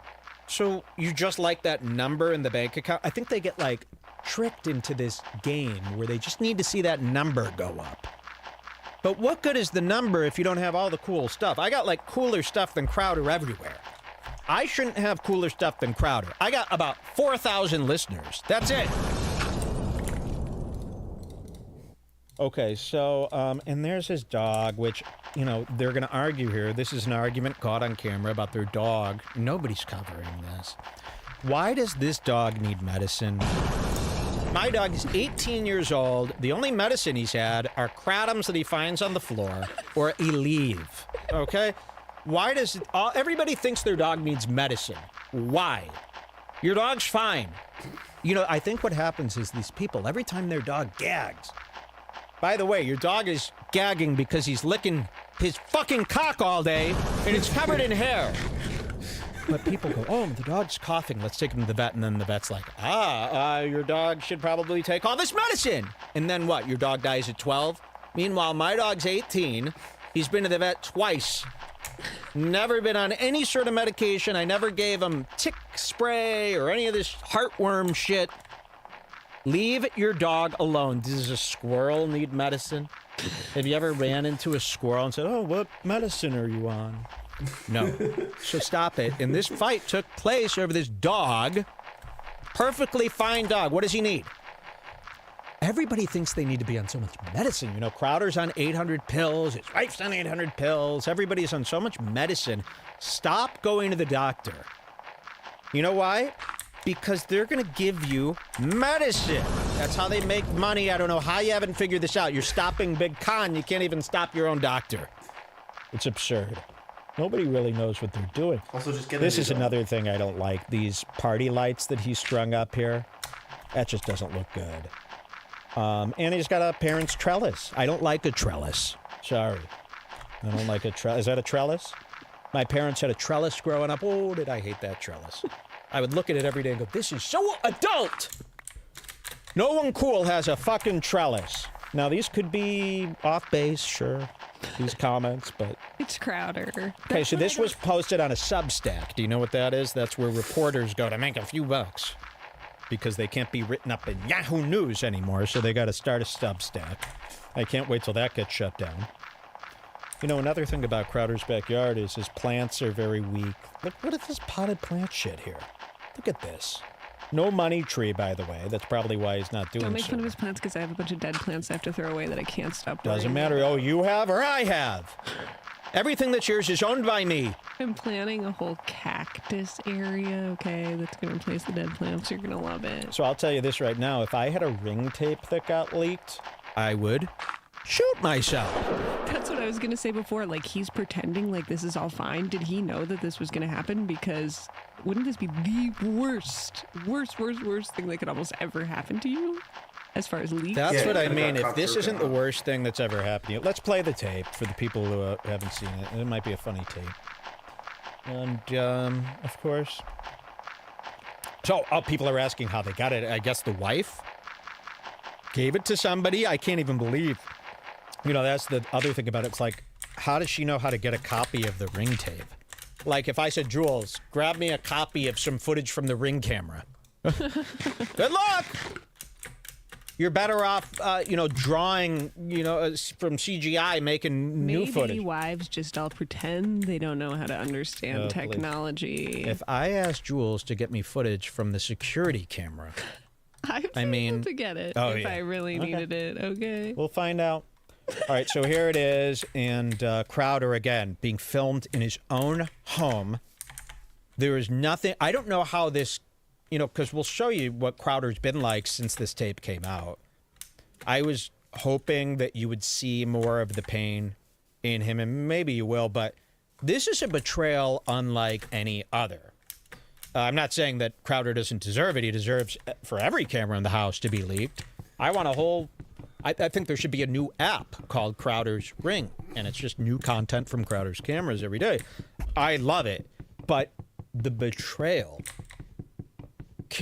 this type of betrayal where your wife has posted a video from your camera, from your home, to the entire internet, and every one of your enemies is going over this tape, could there be anything worse? And psychologically, that type of trauma that this betrayal could cause should lead you to want to kill yourself. You'll never trust anyone again. That's what I think, too, that he might be... That gun is looking pretty good for him. I think they should probably hold his guns for a little bit because I don't think he'll ever be the same. Like, really? Close your eyes and imagine Close your eyes. Your family and just imagine... Imagine your wife, imagine your friend, in your room. Imagine anybody releasing a tape of you from your own home and then the entire internet showing the tape to everybody. I gotta use sounds.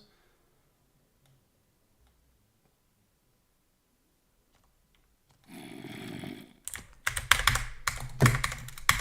my fuck. I was hitting E and it wouldn't fucking... What can we do? I don't want to move too far.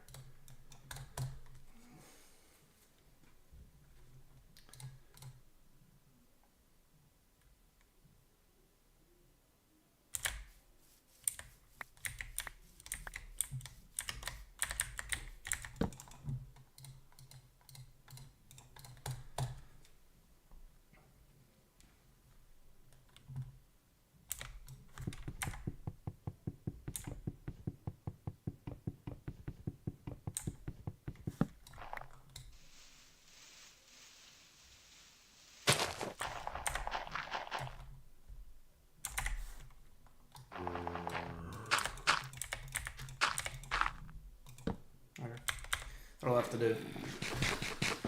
All right. And he deserves it. Don't get us wrong. We're not sticking up for him at all. But imagine that.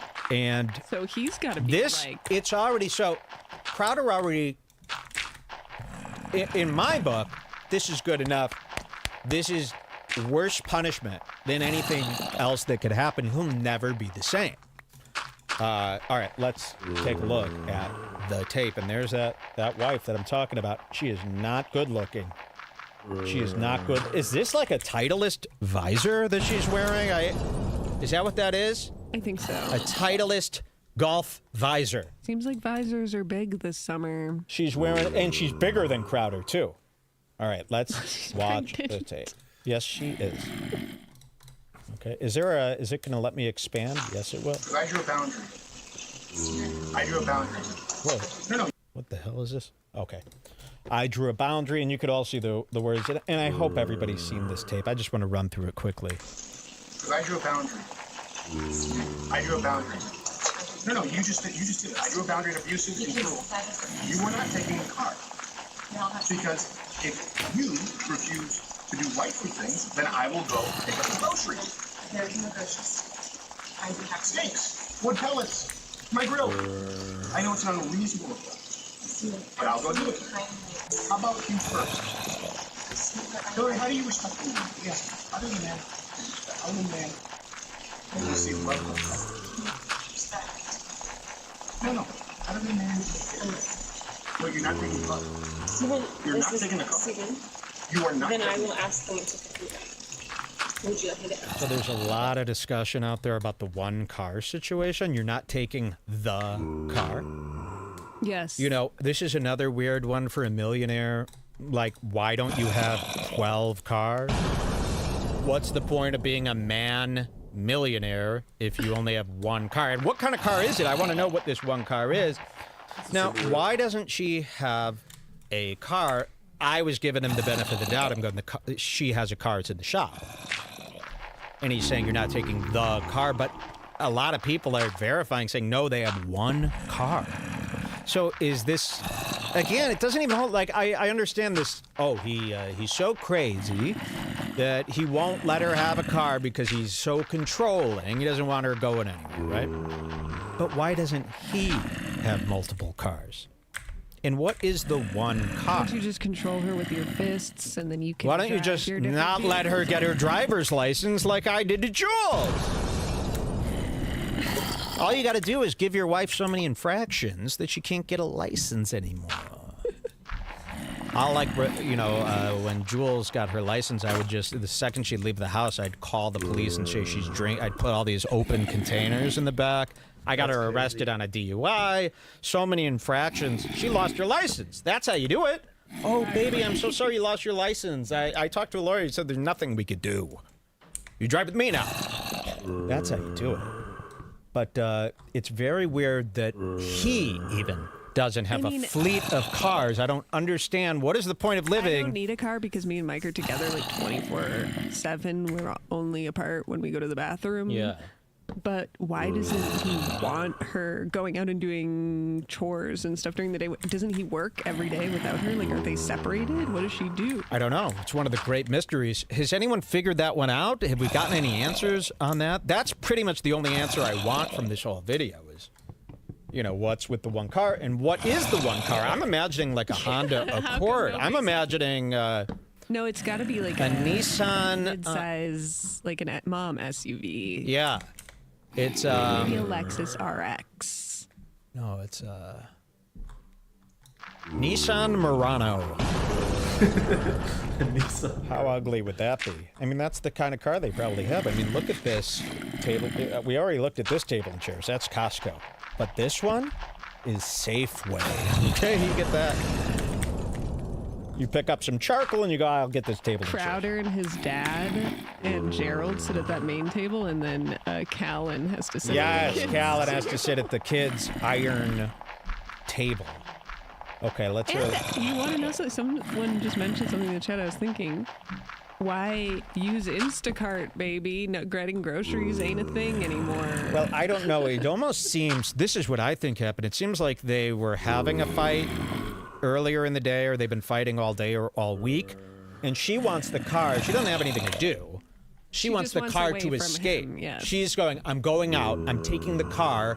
I don't know when I'll be back. I have to think. And that's why he's saying you're not leaving, which is, I mean, very valid. Nobody wants anyone to leave. So I think it's more to do with that. I think everybody's misinterpreting it, going, she just needed to get groceries.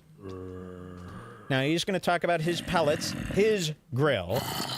And again, I just can't believe this is the pellet grill he chose to buy. Wait, I think you clicked too far ahead. I went back. Oh. I'm going back. Okay, good. Here we go. Something baby. Okay? I love you. I love you very much. I don't love you. That's the big problem. I don't love you. To me, that's the craziest part of the whole video. Because what you would want to say is, she goes, I love you. I've always loved you. And you go, you don't act like you love. That's what you could say. You don't act like you love me. You don't say, I don't love you. Like, that is... That's a nuts thing to say. To me, if that is ever said, then it's like, okay, then I am leaving. Like, you know what I mean? Like, then there's nothing else to discuss. So I'm looking at his socks. Those are Under Armour.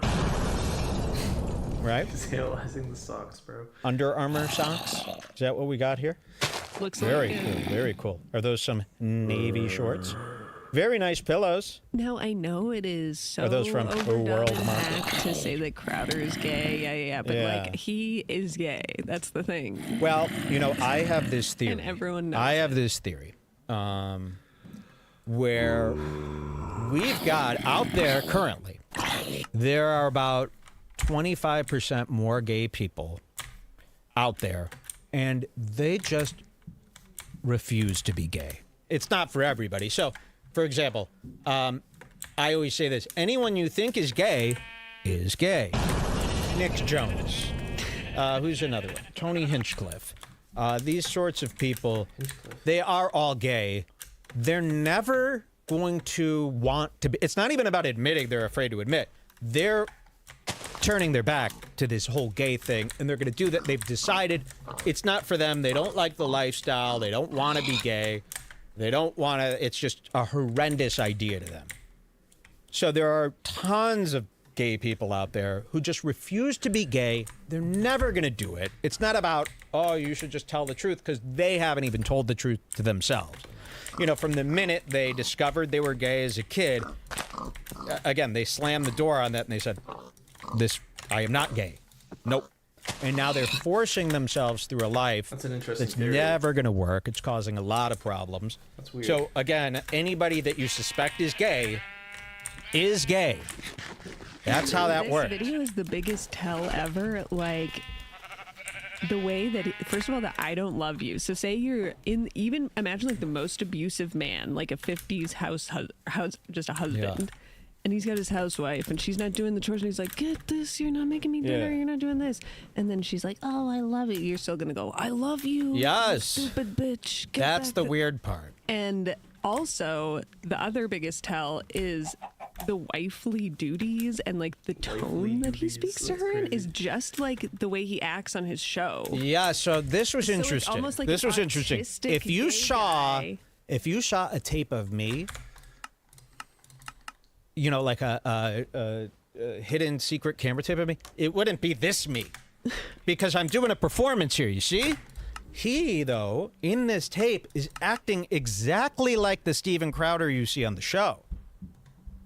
So he treats his wife with the same, like, performance attitude, so he's never really connected with this person because he's doing Steven Crowder, And the his whole on-camera life is, version. like a fake And a lot of people do this. A lot of people do this because they think it's some sort of betrayal to, like,